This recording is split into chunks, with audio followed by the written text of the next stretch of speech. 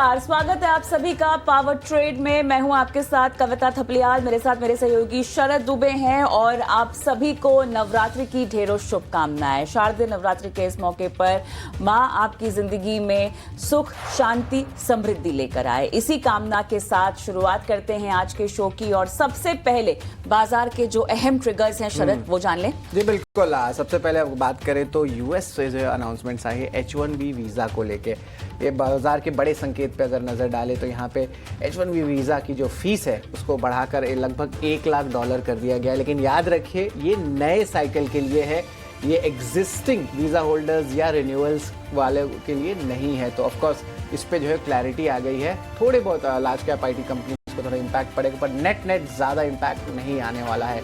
आज GST कटौती आज से लागू होने वाले GST रैशनलाइजेशन, 99% ऑफ प्रोडक्ट्स पर 5% GST लगेगा।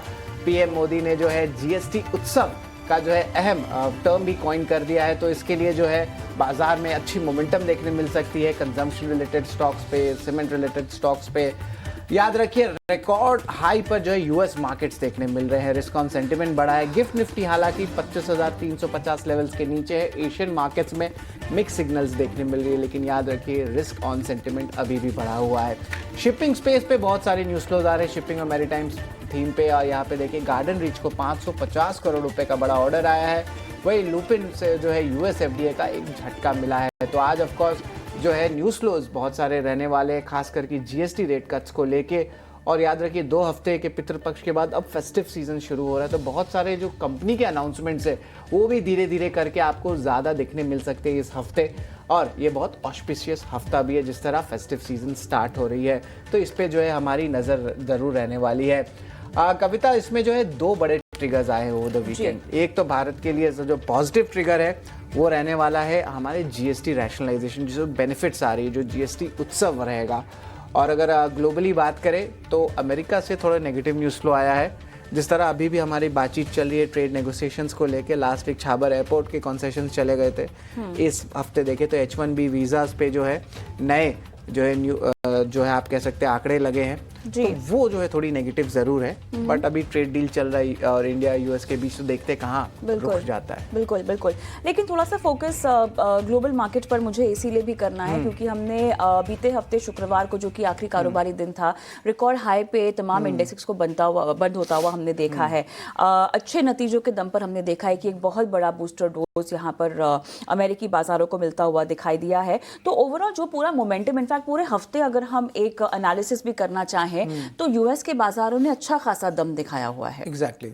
और अब ग्लोबल की बात कर लेते हैं, तो सबसे पहले बात करेंगे कि जो 17th फेड की मीटिंग थी उसके बाद से रिस्क ऑन सेंटिमेंट आया। और वो कह रहे हैं पावेल कि 1 या 2 और रेट कट्स इस साल आ सकते हैं। हालांकि उस दिन हमने देखा कि कुछ बाजार ने खास रिएक्ट नहीं किया। उसके अगले ट्रेडिंग सेशन में हमने देखा कि बाजार एक नए हाई पर पहुंचा था, US के बाजार। जी बिल्कुल, और उसको मैं कंटिन्यू करूंगा। ग्लोबल क्यूज की अगर हम बात करें तो तीनों ही सेक्टर्स की बात करें तो तीनों ही रिकॉर्ड हाई लेवल्स पे चढ़े हैं। रिस्क ऑन सेंटिमेंट बढ़ा है। जब हम रिस्क ऑन सेंटिमेंट की बात करते हैं तो उस पर सबसे पहले इंपॉर्टेंट बात होता है कि जो गोल्ड, सिल्वर, यहाँ पे आपको अपमूव देखने मिलता है। मेटल्स भी अट्रैक्टिव हो जाते हैं, इमर्जिंग मार्केट्स अट्रैक्टिव हो जाते हैं। ऑफ कोर्स भारत का भी एक तो इम्पेंडिंग फ्लोज है और ग्लोबली वो देखने मिलेगा। ब्रेंट क्रूड नेट कहेंगे $67 पे, एक 66 to $68 की भी एक रेंज में फंसा हुआ है। कोई बड़े जियोपॉलिटिकल न्यूज़ फ्लो नहीं आए हैं।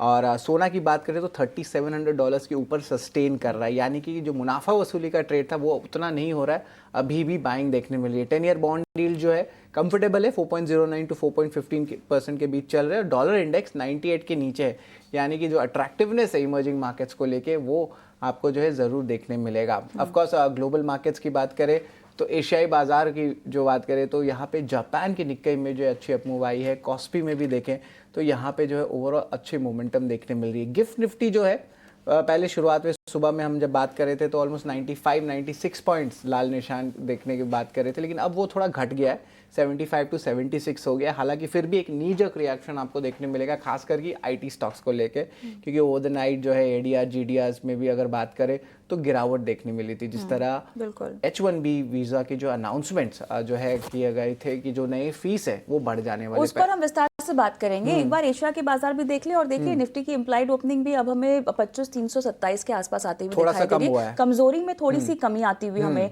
देखने को मिल रही है। एशिया के बाजार भी मेरे ख्याल से अच्छी खासी मजबूती के साथ फिलहाल कामकाज कर रहे हैं और जीएसटी उत्सव की शुरुआत आज हमारे देश में हो गई है, तो देखना वो ज्यादा होगा पॉजिटिव इम्पैक्ट रहेगा। वो बहुत पॉजिटिव इम्पैक्ट रहेगा। लेकिन उससे पहले क्योंकि आप जिक्र कर रहे थे H1B वीजा की फीस जो कि $1 लाख तक बढ़ा दी गई है, इसको लेकर बहुत ज्यादा पैनिक जो कि हमने वीकेंड पे उभरता हुआ आता हुआ देखा। लेकिन अब उसके बाद जो ब्रोकरेज हाउसेस की रिपोर्ट आ रही है या जो बाजार के एक्सपर्ट्स भी कह रहे हैं, एक नियर टर्म हमें एक्शन दिखाई दे सकता है, रिएक्शन बाजार और तमाम काउंटर्स पे देखने को मिल सकता है। लेकिन ऑफशोर की बात करें या न्योशोर हायरिंग की बात करें तो काफी समय से कंपनियों ने जो है हायरिंग, लोकल हायरिंग पर फोकस करना शुरू कर दिया था। बिल्कुल, बिल्कुल। और आईटी में भी हमें देखना है कि इम्पैक्ट ज्यादा कहाँ होता है। शरद, हम टियर 2 आईटी की बात कर रहे हैं या हम लार्ज कैप आईटीज की बात कर रहे हैं, थोड़ा सा ये मामला हमें समझना है आपसे। और साथ ही ब्रोकरेज हाउसेस की रिपोर्ट का लबोलुबाब क्या है, क्या किसी भी तरह के टारगेट्स में कटौती की गई है या किसी भी तरह की रिकमेंडेशन में बदलाव, इस खबर को देखते हुए? बिल्कुल बिल्कुल कविता, दो सेशंस पे हम डिस्कशन कर देते हैं। एक होगा लार्ज कैप आईटी की कंपनी जहाँ पे H1B वीजा जो है थोड़े है, बट पिछले 4 से 5 साल में आपने सही कहा कि वो कम हो रहे हैं। रिलायंस कम, अब रिलायंस कम हो रहे तो जा कहाँ रहे, ऑनशोर एक्टिविटीज हो रहे हैं और नए देशों में जो है बहुत सारे सेक्टर्स खुल रहे हैं जहाँ पे आप यूएस के काम कर सकते हैं। तो एक टाइप से आप कहेंगे कि H1B वीजा को जो है हम लोग बाईपास कर रहे हैं ये इश्यूज को ऑलरेडी। लेकिन एक कहेंगे कि ट्रेड इम्पैक्ट के कारण शायद एक साइकोलॉजिकली ये अनाउंस किया गया है यूएस से, ताकि हमारे जो ट्रेड के नेगोशिएशन है शायद पलड़ा भारी यूएस का हो। लेकिन इंडियन कंपनीज इस चीज से ऑलरेडी आगे बढ़ चुके हैं। मिड कैप आईटी स्पेस में, मिड कैप आईटी स्पेस में अगर मैं बात करूं तो कोफोर्ज, परसिस्टेंस, सब ने जो संडे बताया कि इनके 1 या 2 H1B वीजाज हैं और किसी का कोई इम्पैक्ट होने वाला ही नहीं है। ऑफ कोर्स जो थोड़ा सा स्ट्रेस रहेगा वो टीसीएस, इन्फोसिस जैसे बड़े कंपनीज का रहेगा क्योंकि इनके H1B वीजाज हैं। लेकिन ये एग्जिस्टिंग वीजाज पे ये इशू नहीं होने वाले हैं, रिन्यूअल्स पे नहीं होने वाले हैं। जो स्ट्रेस आपको ओवर द वीकेंड लग रहा था कि अगर आपको जो है नए H1B वीजाज हर साल लगने वाले हैं, तो ये सारे मिथ से क्लैरिफिकेशन आए कि नए लोग जो नए साइकिल में लॉटरी आएगी उसमें जो है वन टाइम फीस लगेगा $1 लाख का। तो एग्जिस्टिंग लोग जो ऑलरेडी है बड़े पोजीशंस में H1B वीजाज में, तो उनको जो है घर जाने की तेजी या आप कहेंगे कि कोई पैनिक वो नहीं होनी चाहिए। तो ये हम बस क्लैरिफाई करना चाहते हैं। भले जो भी हमारे जो आईटी सेक्टर के जो जो है व्यूअर्स जो देख रहे हैं तो उन्हें हम बस यही बता रहे हैं। हाँ, लेकिन लिमिटेड इम्पैक्ट है, लेकिन एक साइकोलॉजिकली एक इम्पैक्ट जरूर आएगा कि अब क्या पढ़ाई करने हम यूएस जाएं, अब क्या जो है नौकरी ढूंढने के लिए या मास्टर्स करने के लिए यूएस जाएं या कहीं और देखें, या घर वापसी भी हो सकती है बड़े बड़े दिग्गज आईटी टेक के। तो इसके कारण हमारे स्टार्टअप्स को या हमारे टेक सिस्टम को भी बूस्ट मिले। तो ऑफ कोर्स बहुत मिले जुले संकेत आ रहे हैं। एक चीज जो आपने कही लार्ज कैप आईटी को लेके, देखिए कंपनीज लाइक टीसीएस, इन्फोसिस और विप्रो जैसे कंपनीज की अगर हम बात करें तो इनके लिए कॉस्ट मैनेजेबल है। ये फिर भी इसको मैनेज कर लेंगे। हम इन पे मार्जिन्स पे इतना बड़ा हिट शायद होता हुआ ना देखें, सिंगल डिजिट। एग्जैक्टली, तो हो सकता है कि ये बड़ी हुई फीस को एक्सेप्ट भी कर लें। लेकिन हाँ, जो टियर 2 मिड कैप आईटी है वहां पर स्ट्रैटेजीज में शायद बदलाव, हायरिंग की स्ट्रैटेजीज को लेकर शायद बदलाव। और जैसे कि आपने कहा कि मोमेंटम वैसे ही बहुत कम है इंटरनेशनल हायरिंग का, तो यूएस की हायरिंग का, तो हमें इतना घबराने की जरूरत नहीं। लेकिन हाँ, एक गैप डाउन ओपनिंग हम देख सकते हैं और वो शायद निफ्टी को ड्रैग करे। तो इसलिए कविता, आप देख रहे होंगे कि लगभग 80 पॉइंट जो गिरावट गिफ्ट निफ्टी में देखने मिल रही है। एशियन मार्केट्स अच्छे हैं, पर ठीक है, मार्केट्स के लिए हेल्दी भी है। हम 10 से 11 दिन के अपमूव में भी हैं, तो अगर थोड़ा सा आता है तो of course buy the dip की रणनीति तो ऑफ कोर्स होनी चाहिए, नो ब्रेनर है। बिल्कुल, और उसके लिए एक्सपर्ट से बातचीत भी करेंगे। लेकिन अब थोड़ा सा गेयर चेंज करते हैं और जीएसटी बचत उत्सव की हम बात कर लेते हैं। और आज से शारदीय नवरात्रि की शुरुआत हो चुकी है। इस मौके पर प्रधानमंत्री मोदी ने जो है और साथ ही सरकार ने जो है देशवासियों को दोहरी खुशखबरी भी दी है। नवरात्रि के पहले ही दिन मोदी सरकार ने बचत उत्सव शुरू करते हुए देश भर के लोगों का मुंह मीठा करवाया है। प्रधानमंत्री मोदी ने आखिर क्या कुछ कहा, आइए आपको सुनवाते हैं। एक तरह से देश में जीएसटी बचत उत्सव शुरू होने जा रहा है। इस जीएसटी बचत उत्सव में आपकी बचत बढ़ेगी और आप अपनी पसंद की चीजों को और ज्यादा आसानी से खरीद पाएंगे। हमारे देश के गरीब, मध्यम वर्गीय लोग, न्यू मिडिल क्लास, युवा, किसान, महिलाएं, दुकानदार, व्यापारी, उद्यमी, सभी को ये बचत उत्सव का बहुत फायदा होगा।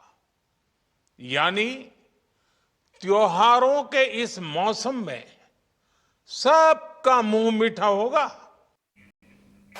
चलिए, तो यहाँ पर त्योहारी सीजन की शुरुआत हो चुकी है और ऐसे में जीएसटी और जितने भी फेस्टिव डिस्काउंट्स है उसका दोहरा फायदा आपको मिलता हुआ। लेकिन एक बार हम स्क्रीन पे फ्लैश कर लेते हैं कि कौन हम देख कर ही रहे हैं इनफैक्ट कहाँ क्या क्या सस्ता हुआ है।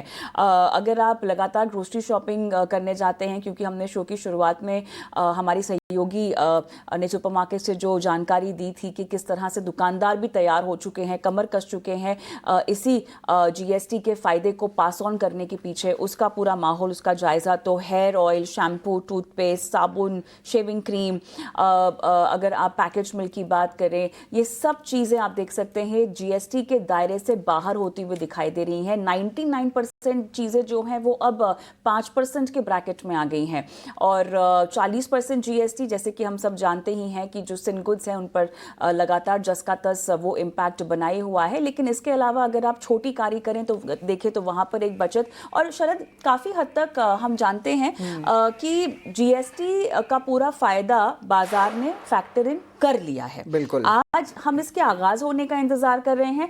आज से हम सब सेल्स का एक आंकड़ा जो है उस पर नजर रखेंगे। अब डेटा आने लगेगा। हाँ, डेटा आने लगेगा, उस पर हमारा फोकस रहेगा। अदरवाइज बाजार की चाल के लिहाज से हम देखें तो जीएसटी की खबर को फैक्टर इन किया जा चुका है। फैक्टर इन हो भी गया है, मुनाफा वसूली भी आ गया है। एग्जैक्टली, तो वो पूरा चीज हो चुका है मार्केट स्पेसिफिक। लेकिन देखिए, जो एज ए कंज्यूमर जैसे हम हैं, जो हमें हमारे दर्शक देख रहे हैं, उनके लिए अब बेनिफिट्स आने लगेंगे। वो जो आप कहेंगे कि 10 रुपए का पैकेट है बिस्किट का, अब उसका ग्रामेज बढ़ जाएगा। तो वो जो आप जाएंगे अब किराने की दुकान में या आप ऑनलाइन ऑर्डर करेंगे, तब आपको बेनिफिट्स देखने लगेगा। और यही आई थिंक एक सबसे बड़ी जो है मुहिम है पीएम मोदी की। और अब जो बेनिफिट्स दिखने लगेगा बहुत सारे सेगमेंट्स में आएगा। हम तो बहुत बेसिकली बात कर रहे हैं। थोड़ा सा लैग्ड इफेक्ट होगा बिकॉज हम क्योंकि लगातार रिटेलर से बातचीत कर रहे हैं, एक्सपर्ट से बातचीत कर रहे हैं, सभी का ये कहना है कि जो इन्वेंट्रीज ऑलरेडी आउट है उस पर फायदा देना थोड़ा सा मुश्किल होगा। लेकिन लैग्ड इफेक्ट अगर आप देखें तो मेरे ख्याल से 3rd-4th क्वार्टर में हम इसका फायदा बैलेंस शीट्स पर पड़ता हुआ जरूर देखेंगे। एग्जैक्टली। और एक चीज और मैं बता दूं कि जो लेबलिंग का इश्यूज है वो मार्च 2026 तक जो है खारिज कर दिया गया। तो इसका मतलब कि अगर थोड़ा सा ही प्राइसिंग आप डाल सकते पुराने लेवल पे तो वो चलेगा। लेकिन ऑफ कोर्स गाड़ी वाड़ी की लेबलिंग तो आप चेंज कर सकते हैं और थोड़ा टाइम लगेगा जरूर। तो ये क्वार्टर में नहीं दिखेगा ज्यादा बेनिफिट्स, जो मेजॉरिटी बेनिफिट्स दिखेगा जीएसटी का अगले क्वार्टर में। लेकिन अगर आप खरीदारी करने जाएं तो सरकार ने हिदायत दे रखी है कि डिस्काउंट ड्यू टू जीएसटी, इसका टैग जरूर दें बिल्स पर, पर्ची पर। तो जरा खरीदारी करने जाएं तो दुकानदार से बात कर लीजिएगा। लेकिन चलिए, दुकानों की बात हो रही है तो आज से 99% सामानों पर सिर्फ 5% जीएसटी लगेगा। अब कौन कौन से सामान सस्ते हो रहे हैं, जीएसटी को लेकर सुपरमार्केट्स की तैयारियां क्या हैं, हमारी सहयोगी अंजलि पलौद वहीं पर मौजूद हैं, पूरा रिपोर्ट और ब्यौरा आपको दे रही हैं। आइए सुनते हैं।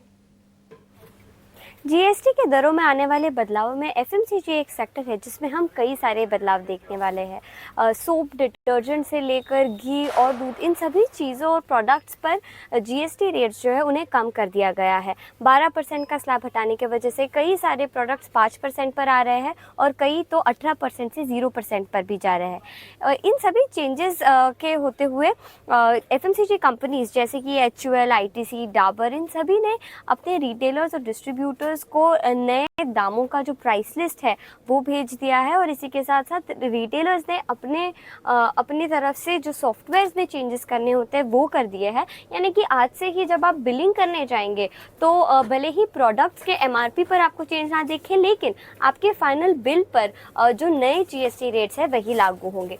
इसी के साथ साथ कंपनीज ने रिटेलर्स के लिए कुछ ऑफर्स भी लॉन्च किए थे, जिसमें जिन प्रोडक्ट्स पर जीएसटी कम होने वाला है इन पर पहले ही डिस्काउंट ऑफर्स दिए गए थे ताकि जो ग्राहक है उन्हें कम GST का लाभ पहले से ही मिल जाए। इसी के साथ रिटेलर्स ने बड़े पैकों पर अपनी इन्वेंट्री को स्टॉक कर लिया है जिन पर डिमांड ज़्यादा देखी जा सकती है। हालांकि जो फाइनल प्रोडक्ट है उसकी पैकेजिंग के MRP पर आपको चेंजेस देखने में अभी थोड़ा टाइम लग सकता है, क्योंकि पुराना स्टॉक जो है वो अभी भी रिटेलर्स के पास है जिन्हें नए GST रेट्स पर आपको बेचा जाएगा। लेकिन फाइनल चेंजेस जो हम प्राइस प्रोडक्ट के MRP पे देखेंगे उसमें थोड़ा वक्त लग सकता है। बिल्कुल, धन्यवाद अंजलि। लेकिन नवरात्रि के पहले दिन से ही कार में भी जो है सस्ती हो जाने वाली है। नवरात्रि पर कारों के शोरूम में किस तरह के रिस्पॉन्स दिख रहा है, कंपनियों की क्या तैयारियां हैं, बताने के लिए अनुराग शाह जुड़ रहे हैं हमारे साथ।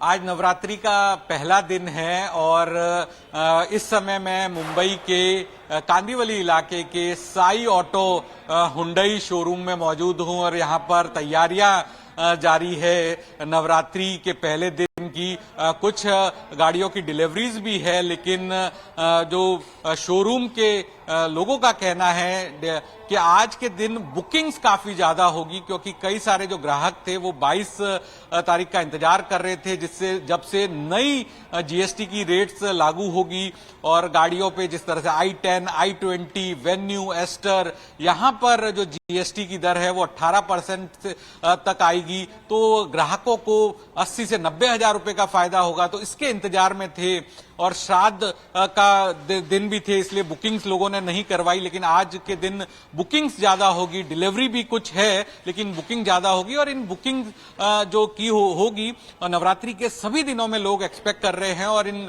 बुकिंग्स की जो डिलीवरी होगी वो दशहरा और दिवाली तक की जाएगी। और इसी को लेकर उत्साह है और तैयारियां हैं नवरात्रि के पहले दिन की। और GST के अंदर जो कटौती हुई है ऑटोमोबाइल्स पे 28% से 18% पर, तो उसके बाद ग्राहकों का भी उत्साह आज ज्यादा देखने को मिलेगा। चलिए, तो यहाँ पर कार शोरूम से अनुराग तमाम डिटेल्स हमें देते हुए, लेकिन ये पूरा मोमेंटम आज पूरे दिन हम आपको बताते रहेंगे और इस तरह से हमारे रिपोर्टर्स फील्ड पर लाइव आपको पूरा खरीदारी किस तरह से हो रही है इसका लबोलुबाब भी आपको देंगे। लेकिन एक छोटा सा ब्रेक फिलहाल पावर ट्रेड में हम लेते हैं और ब्रेक के उस पार हम जुड़ेंगे हमारे एक्सपर्ट्स के साथ और उनसे बातचीत होगी और स्पेसिफिक स्टॉक एक्शन पर उनकी राय लेंगे।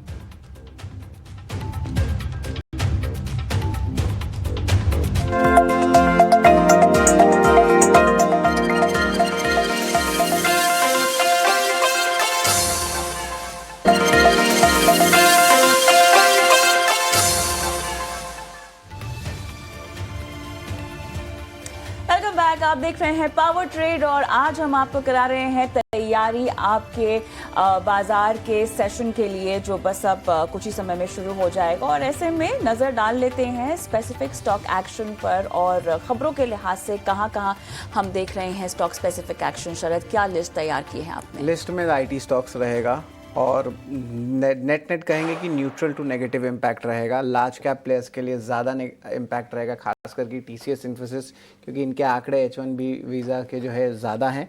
$1 लाख का जो है वन टाइम फी लगने वाला है। रिन्यूअल नहीं है ये, ना कि ओल्ड एग्जिस्टिंग शेयर होल्डर्स के लिए है। इंडियन गवर्नमेंट ने भी जो है इम्पॉर्टेंट जारी की है स्टेटमेंट। उन्होंने कहा कि जो इम्पैक्ट है वो एसेस कर रहे हैं। एम्फेसिस, परसिस्टेंट, साइंट और कोफोर्ज चारों कंपनीज ने संडे को एक्सचेंज फाइलिंग में बताया कि कोई इम्पैक्ट नहीं देखने मिलेगा। यस बैंक हमारा दूसरा स्टॉक रहेगा। एजेंसी से खबर आ रही है कि कंपनी जो है वेल्थ मैनेजमेंट में फोरे कर सकता है, वहाँ पे जा सकता है। हाल ही में याद रखिए 25% जो स्टेक है वो यस बैंक का SMBC जो जापान की बैंक है उन्होंने लिया है, और अब जो है री रेटिंग इस स्टॉक में देखने मिल सकता है। शिपिंग और मैरीटाइम थीम, ये थीम जो है हमने आपको ऑलरेडी बता दिया था, एक बुलिश नज़रिया बन रहा है। एक डेटा भी मैंने दिया था आपको, वो था Baltic dry index 22 month high levels पे। और आज देखिए स्वान डिफेंस नज़र में रहेगा। 2 बड़े MOU साइन किया है।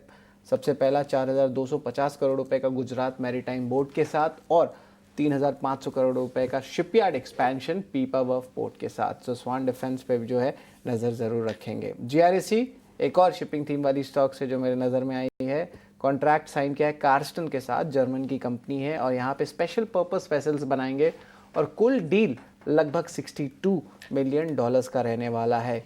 लुपिन हमारा अगला स्टॉक रहेगा। स्टॉक के लिए नेगेटिव रिएक्शन इनिशियली देखने मिल सकता है।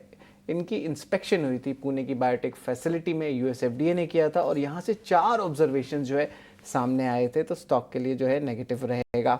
शिपिंग कॉर्पोरेशन एमओयू साइन कर दिया है ओएमसी प्लेयर्स के साथ, जैसे कि बीपीसीएल, एचपीसीएल और आईओसीएल, जहाँ पे इस एमओयू के हिसाब से कंपनी जो है अक्वायर, ओन, ऑपरेट और मैनेज करने वाली है वेसल्स, तो स्टॉक के लिए सपोर्टिव रहेगा। पिछले 6 खबरों वाले शेयर्स में 3 खबरों वाले शेयर आपको शिपिंग और मैरीटाइम के मिल रहे हैं। Netweb Tech small cap company, लेकिन एआई रिलेटेड ऑर्डर्स बहुत आ रहे हैं और स्टॉक में अच्छी मूव देखने मिली है। लास्ट ट्रेडिंग सेशन में स्टॉक 8% ऊपर था और कंपनी को डोमेस्टिक ऑर्डर मिली है टायरोन एआई जीपीयू को सप्लाई करने के लिए 450 करोड़ रुपए का बड़ा ऑर्डर विद साल 2026 के एंड तक जो है इसे पूरा करना पड़ेगा। तो यहाँ पे आज भी मोमेंटम नेटवेब टेक में आपको देखने मिल सकती है।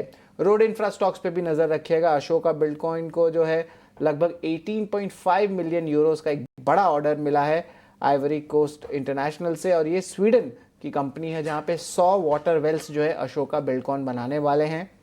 हिंदुस्तान कॉपर के लिए भी पॉजिटिव न्यूज़ फ्लो है।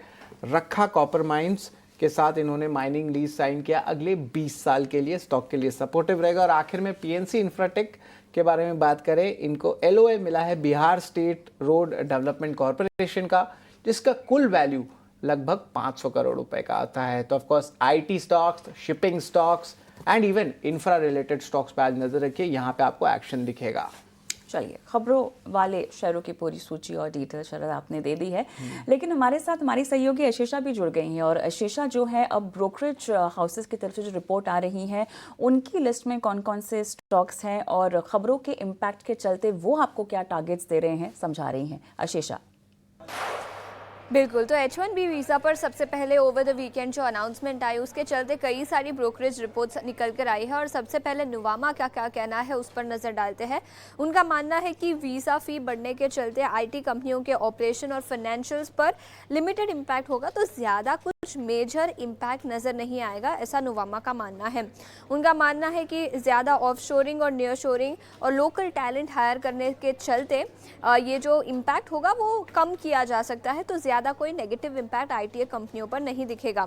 उनका मानना है कि नियर टर्म में थोड़ी सी वॉलेटिलिटी रह सकती है स्टॉक परफॉर्मेंस में आईटी सेक्टर की। अनसर्टेनिटी अभी भी है पॉलिसी चेंजेस को लेकर, क्या कुछ कमेंट्री डोनाल्ड ट्रंप से और यूएस एडमिनिस्ट्रेशन से अगले कुछ दिनों में निकल कर आती है, उस पर भी सबकी नज़र रहेगी। लेकिन अभी मार्जिन्स और अर्निंग्स पर इम्पैक्ट डिटरमाइन करना प्रैक्टिकली थोड़ा सा डिफिकल्ट है। तो ये रिपोर्ट नुवामा की H1B वीज़ा पर निकल कर आई है। इसके अलावा कोटक महिंद्रा बैंक की रिपोर्ट है, मोतीलाल ओसवाल की रिपोर्ट है, जहां पर उन्होंने खरीदारी की राय बरकरार रखी है। 2400 रुपये प्रति शेयर का लक्ष्य यहां पर उन्होंने कोटक महिंद्रा बैंक पर दिया है। उनका मानना है कि बिजनेस ग्रोथ अभी भी हेल्दी है, रिटर्न ऑन एसेट्स सुपीरियर है, 2% से ज़्यादा का रिटर्न ऑन एसेट्स का भी कंपनी अभी भी रिपोर्ट कर रही है। और इसी के साथ लोन ट्रैजेक्टरी, लोन ग्रोथ भी काफ़ी अच्छा रहा है, तो काफ़ी पॉजिटिव रिपोर्ट, खरीदारी की राय और 2400 रुपये प्रति शेयर का लक्ष्य यहाँ पर कोटक महिंद्रा बैंक पर मोतीलाल ओसवाल ने दिया है। इसके अलावा वोल्टास, यहाँ पर भी कई सारी सिटी की भी रिपोर्ट है, लेकिन सबसे पहले नुवामा की जो रिपोर्ट आई है उस पर नजर डालते हैं। रेड्यूस की रेटिंग 1070 रुपये प्रति शेयर का लक्ष्य यहाँ पर उन्होंने दिया है। उनका मानना है कि दूसरी तिमाही में अभी भी चैलेंजेस रह सकते हैं, तीसरी और चौथी तिमाही के बाद शायद रिकवरी इस सेक्टर में नजर आ सकती है। तीसरी क्वार्टर से डिमांड रिवाइव होती हुई नजर आ सकती है और इसी के साथ रेवेन्यू CAGR कंपनी 8% का रिपोर्ट कर पाएगी FY 25 से 28 के पीरियड में। तो ये ब्रोकरेज रिपोर्ट वोल्टास पर निकल कर आई है। रेड्यूस की राय 1070 रुपये प्रति शेयर का लक्ष्य, इस स्टॉक पर भी अपनी नजर रखें। धन्यवाद अशेषा, आपने जो है पूरी ब्रोकरेज टेक रखी है हमारे सामने, जहाँ पे स्टॉक्स पे जो है हमारी नजर रहेगी। लेकिन चलिए हम अपने गेस्ट के पास चलते हैं। सोमिल मेहता हमारे साथ जुड़ रहे हैं। गुड मॉर्निंग सोमिल, बताएं जरा निफ्टी बैंक की क्या चाल रहेगी। इनिशियली तो थोड़ा लग रहा है कि एक नीजक रिएक्शन आ सकता है, खास करके आईटी स्टॉक्स गिरा सकते हैं थोड़ा सा, गिफ्ट निफ्टी भी थोड़ा इम्प्लाइड ओपनिंग वही कह रहा है, लेकिन बाय द डिप की तो बाजार लग रही है। क्या रहेगी राय आपकी निफ्टी बैंक पे? Good morning to everyone. Buy on decline see definitely strategy रहेगी। Bias is positive, the view is positive in the short term, in the medium term both. यहाँ से मुझे लगता है कि जो क्रूशियल सपोर्ट है in the very short term वो 25,160 के आसपास है, which is around 9 and 10 daily exponential moving average, जो बहुत ही क्रूशियल सपोर्ट रहेगा। The next support to watch out for is 20 daily moving average, जो 24,900 पे है। सो ये दो लेवल्स को ध्यान में रख के बाय ऑन डिक्लाइन की स्ट्रैटेजी रखें। मुझे लगता है कि अब नेक्स्ट लेवल जो निफ्टी के जो टारगेट्स है, the next targets would be 25,550। सो ये जो प्रीवियस स्विंग हाइज है वो उस लेवल के मैं टारगेट्स दे रहा हूं। और मुझे लगता है कि जो बैंक निफ्टी है, बैंक निफ्टी भी वेरी सिमिलर सिचुएशन है। 40 डेली मूविंग एवरेज का सपोर्ट रहेगा विच इज 55,130, ये पहला सपोर्ट रहेगा। और दूसरा सपोर्ट रहेगा 54,560 which is 20 daily moving average. और मुझे लगता है कि यहाँ से जो पहला टारगेट रहेगा वो 56,600 का रहेगा। और ये in the very short term के टारगेट्स है, मीडियम टर्म के टारगेट्स और भी ऊपर हैं। सो बाय ऑन डिक्लाइंस की स्ट्रैटेजी रखें, व्यू पॉजिटिव है in the short term, in the medium term. जो हमने पूरी रैली देखी उस रैली का थोड़ा बहुत रिट्रेसमेंट हो रहा है इस समय, and that is very healthy for the market. और मुझे लगता है कि ये जो रैली है इसको कंटिन्यू करने के लिए छोटा सा करेक्शन या छोटा सा कंसोलिडेशन जरूरी है। चलिए, तो यहाँ पर सोमिल के मुताबिक मोमेंटम शॉर्ट टर्म और मीडियम टर्म के लिए पॉजिटिव बना हुआ है और बाजार इसी को ही आगे ले जाने की पूरी कोशिश करेगा। सोमिल हाय, कविता बोल रही हूँ और शारदीय नवरात्रि की सबसे पहले आपको ढेरों शुभकामनाएं। उम्मीद करते हैं कि बाजार की चाल के साथ साथ आपके जीवन में भी खुशहाली और समृद्धि का आगमन हो नवरात्रि के चलते। अब आपकी रिकमेंडेशंस तो हमें जाननी ही है, लेकिन उससे पहले क्योंकि हम खबरों में लगातार जीएसटी और उसके फायदे की बात कर रहे हैं, सोमिल हम जानते हैं कि बाजार इसको फैक्टर इन कर चुका है, लेकिन अब ये तमाम मोमेंटम को देखते हुए आपकी खास पिक्स क्या होंगी, इस पर फोकस करना है। बताइए कहाँ रणनीति और शुभ खरीदारी एक तरह से होगी सोमिल, ये तो उसी का तड़का देकर बताइएगा। there are three pockets. पहला पॉकेट है डिफेंस, जो बहुत ही अच्छा ऑलरेडी करेक्ट हो गया और फिर से एक नई रैली ऊपर की तरफ शुरू किया है। सो वो डिफेंस पॉकेट के अंदर मुझे मस्गाव डॉक बहुत ही अच्छा लगता है। और मस्गाव डॉक यहाँ से मुझे लगता है कि यहाँ से कम 8 से 10% की रैली यहाँ से भी दिखा सकता है। So that will be my first pick. मैं आपको लेवल्स दे देता हूँ। लेवल्स में मस्गाव डॉक का जो नीचे में स्टॉप लॉस रहेगा वो 2900 के आसपास रहेगा, that will be very short term. और जो क्रूशियल सपोर्ट है वो 2840 पे है, तो इससे बाय ऑन डिक्लाइंस करें। यहाँ से मुझे लगता है कि ये ऊपर में 3380 तक जा सकता है। So this would be my target. दूसरा रियल एस्टेट सेक्टर मुझे लगता है कि फिर से रिवर्स कर रहा है। तो डीएलएफ जो एक दिग्गज है, एक लार्ज कैप है और 200 डेली एक्सपोनेंशियल मूविंग एवरेज के जस्ट ऊपर है और थोड़ा सा कंसोलिडेट कर रहा है इस समय। मुझे लगता है कि ये भी एक बहुत ही अच्छी पिक रहेगी। स्ट्रिक्ट स्टॉप लॉस रखना है क्योंकि ये सारे स्टॉक्स जो रियल एस्टेट और इंफ्रा स्टॉक्स होते हैं वो थोड़े से शार्प मूव करते हैं, तो इसमें स्ट्रिक्ट स्टॉप लॉस रखना है। The stop loss would be around 745 के स्टॉप लॉस से ऊपर में 850 तक के टारगेट्स डीएलएफ में हो सकते हैं। सो ये दो पॉकेट्स तो डेफिनेटली है। दूसरा और एक पॉकेट मैं जानता हूं कि थोड़ा सा नेगेटिविटी है इस समय, शॉर्ट टर्म में मीडियम टर्म में ये थोड़ा सा नेगेटिव है। आईटी स्टॉक्स की बात कर रहा हूं मैं। तो आईटी स्टॉक्स में मुझे लगता है कि रिवर्सल्स हो सकते हैं। दो स्टॉक्स जो मैं थोड़े टाइम से ट्रैक कर रहा हूं, पहला है टीसीएस। टीसीएस मुझे लगता है कि बहुत अच्छा रैली यहाँ से दिखा सकता है and the targets would be around 3300, उसके ऊपर भी जा सकता है, डेफिनेटली 3400 तक जा सकता है, लेकिन मेरे शॉर्ट टर्म के टारगेट 3300 है। दूसरा मिड कैप आईटी में है कैफिन टेक। मुझे लगता है कि कैफिन टेक में भी एक बहुत ही अच्छी पोजिशनल रैली हो सकती है। 200 डेली मूविंग एवरेज के ऊपर चल रहा है। स्टॉप लॉस 1095 का लगा के ऊपर में टारगेट्स 1280 के टारगेट्स एक्सपेक्ट कर सकते हैं इन कैफिन टेक। तो ये तीन पॉकेट्स में एक्सपेक्ट कर रहा हूँ। बाकी कंज्यूमर्स जो है, कंज्यूमर ड्यूरेबल्स, वो तो सारे लोग रिकमेंड कर ही रहे हैं। सो आप डाबर ले लो, टाटा कंज्यूमर्स ले लो, all those are very common stocks at this point of time. तो दोहराएंगे आपकी आज की पिक्स को, लेकिन उससे पहले क्योंकि आपने आईटी काउंटर्स में खरीदारी की रिकमेंडेशन दी है और उसमें टीसीएस का जिक्र किया आपने, पहले टारगेट आपने 3,300 बताए हैं, लेकिन स्टॉप लॉस क्या रखना होगा क्योंकि ये शॉर्ट टर्म बाइंग आपने कहा है? टीसीएस का जो स्टॉप लॉस रखना है वो अराउंड 3090 के आसपास रखना है for a short term target, for a short term trade. और अगर मीडियम टर्म ट्रेड लेना है तो 3015 पे आप एक स्टॉप लॉस रख के एक अच्छे ट्रेल करके इसे चल सकते हैं ऊपर की तरफ।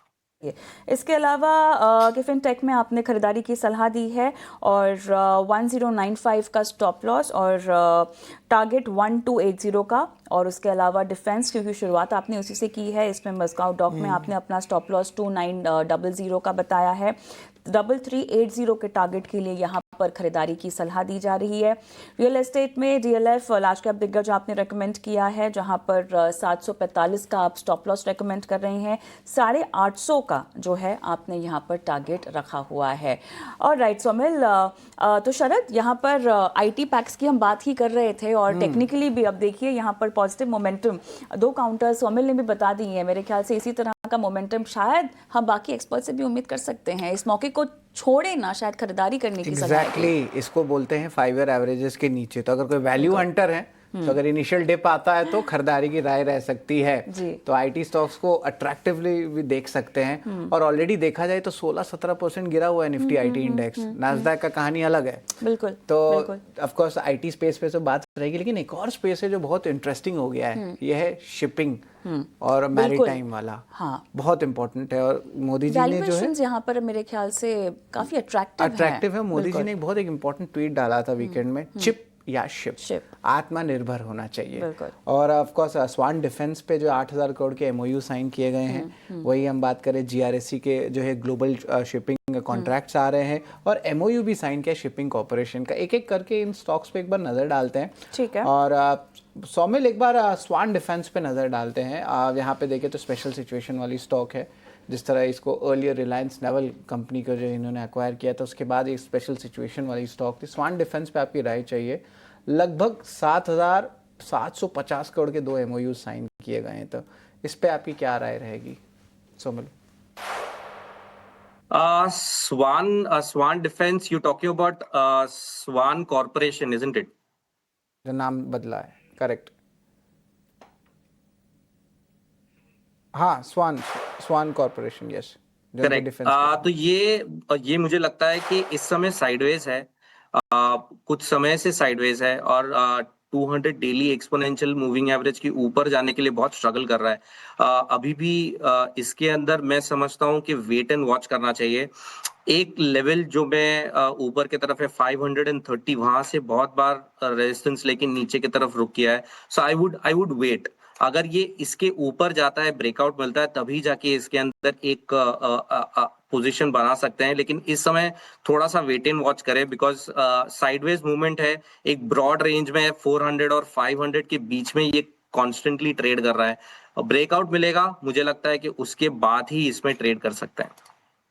ब्रेकआउट का इंतजार करना होगा, उसके बाद ही ट्रेड करने की सलाह फिलहाल यहाँ पे दे रहे हैं। लेकिन जीआरएससी को लेकर भी जो खबर आ रही है उस पर भी आपका एक टेक चाहेंगे। 4 हाइब्रिड्स यहाँ पर लगभग 7,500 डीडब्ल्यूटी मल्टीपर्पज वेसल्स बनाने के लिए भी यहाँ पर करार जो है वो सामने आया है। चार्ट्स के मुताबिक आप बताइएगा कि कितना आपको दम दिखाई दे रहा है और किस तरह से इस खबर को हम प्ले होता हुआ भी देखेंगे। जीआरएससी ओवरऑल अगर आप देखें मीडियम टर्म में, लॉन्ग टर्म में एक अप ट्रेंड में है। शॉर्ट टर्म में yes definitely there was weakness और बहुत बहुत समय से एक साइडवेज करेक्शन चल रहा है। जो लास्ट 2-3 महीनों में करेक्शन देखा है, 3,500 के टॉप बना के नीचे में 2,300 के आसपास के लोज बनाए, बहुत अच्छा खासा करेक्शन देखा गया है। मुझे लगता है कि ये बहुत ही अच्छी लेवल्स है इसे बाइंग करने के लिए। I will be positive, very positive on the stock. 2239 के आसपास 200 डेली एक्सपोनेंशियल मूविंग एवरेज है। इसे ध्यान में रख के मुझे लगता है कि इसमें बाइंग करनी चाहिए पोजिशनली। शॉर्ट टर्म में आप कोशिश ना करें इसमें ट्रेड करने की, लेकिन पोजिशनली डेफिनेटली ट्रेड कर सकते हैं। बाय ऑन डिक्लाइन की स्ट्रैटेजी रखें। ऊपर में 3000 3100 के टारगेट्स में एक्सपेक्ट करूंगा। यहाँ पे जो है शिपिंग थीम पे भी जो है नज़र लगी हुई है, जीआरएसपी पे जो है खरीदारी की राय आ रही है सोमिल की तरफ से। सोमिल, मिड कैप स्पेस से एक कंपनी है Netweb Tech, AI related orders इनको बहुत मिल रहे हैं। लास्ट ट्रेडिंग सेशन में भी देखे तो स्टॉक में 8% का अप मूव देखने मिला है। अब कंपनी के जो अनाउंसमेंट आई है कि जो डोमेस्टिक ऑर्डर है टायरोन को सप्लाई करेंगे एआई जीपीयू एक्सेलरेटेड सिस्टम्स, आंकड़ा 450 करोड़ का, और ये एग्जीक्यूशन इसी वित्त साल के एंड में हो जानी चाहिए। आप किस तरह देख रहे हैं नेटवेब टेक पे? ऑलरेडी एक अच्छा उछाल देखने मिल गया है लास्ट ट्रेडिंग सेशन में, पर यहाँ से चार्ट्स क्या सजेस्ट कर रहे हैं? ट्रेंड अप है, लॉन्ग टर्म मीडियम टर्म दोनों ही, और बहुत ही शार्प मूव्स हैं इसमें इन द लास्ट। अगर आप 2-3 महीने के चार्ट देखें, बहुत शार्प मूव्स हैं इसमें, डेफिनेटली अप ट्रेंड में। लेकिन इसमें अब यहाँ से शॉर्ट टर्म में तो ट्रेड नहीं कर सकते हैं, सो आई वुड सजेस्ट कि शॉर्ट टर्म में आप अवॉइड करें। ऊपर में जो टारगेट्स हैं वो अराउंड 3450 के आसपास के पहले टारगेट्स है शॉर्ट टर्म में, और उसके बाद मुझे लगता है 3700 तक ये जा सकता है स्टॉक।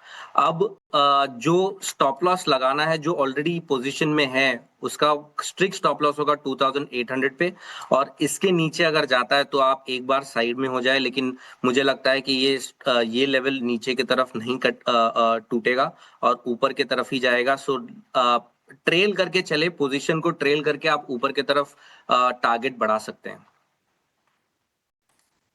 तो बिल्कुल पोजीशन को आप ट्रेल करें तो उस पर जो है 8 पोजीशंस बढ़ सकते हैं, लेकिन हाँ स्टॉप लॉस ज़रूर बचा के रखें नेटवेब टेक के, लेकिन फ्रेश पोजीशन अभी ना लें। और अगर आपका थोड़ी सी पैसा बना है, एक महीना से स्टॉक 40% ऊपर है, तो मुनाफा वसूली भी जो है कर सकते हैं आप। लेकिन चलिए अब हमारे साथ जियोजीत फाइनेंशियल सर्विसेज से गौरांग शाह जुड़ रहे हैं। Good morning Gaurang sir. सबसे पहले तो नवरात्रि की आपको बधाई, और ऑफ कोर्स भारत में भी ट्विन बूस्टर्स आ गए हैं, जीएसटी की जो रेट कट्स की बेनिफिट है, और फेस्टिव सीजन भी स्टार्ट हो रहे हैं। तो सबसे पहले बताएंगे कि जीएसटी जो एक बहुत अच्छी पॉजिटिव न्यूज़ है, उससे ही शुरुआत करते हैं कि किस तरह जो आपको लगता है सेक्टर्स में एक अच्छी अप मूव देखने मिल सकती है। फिर हम थोड़ी सी जो है नेगेटिव न्यूज़ पे भी बात करेंगे, लेकिन शुरुआत करना चाहते हैं पॉजिटिव न्यूज़ से। बताएं सर।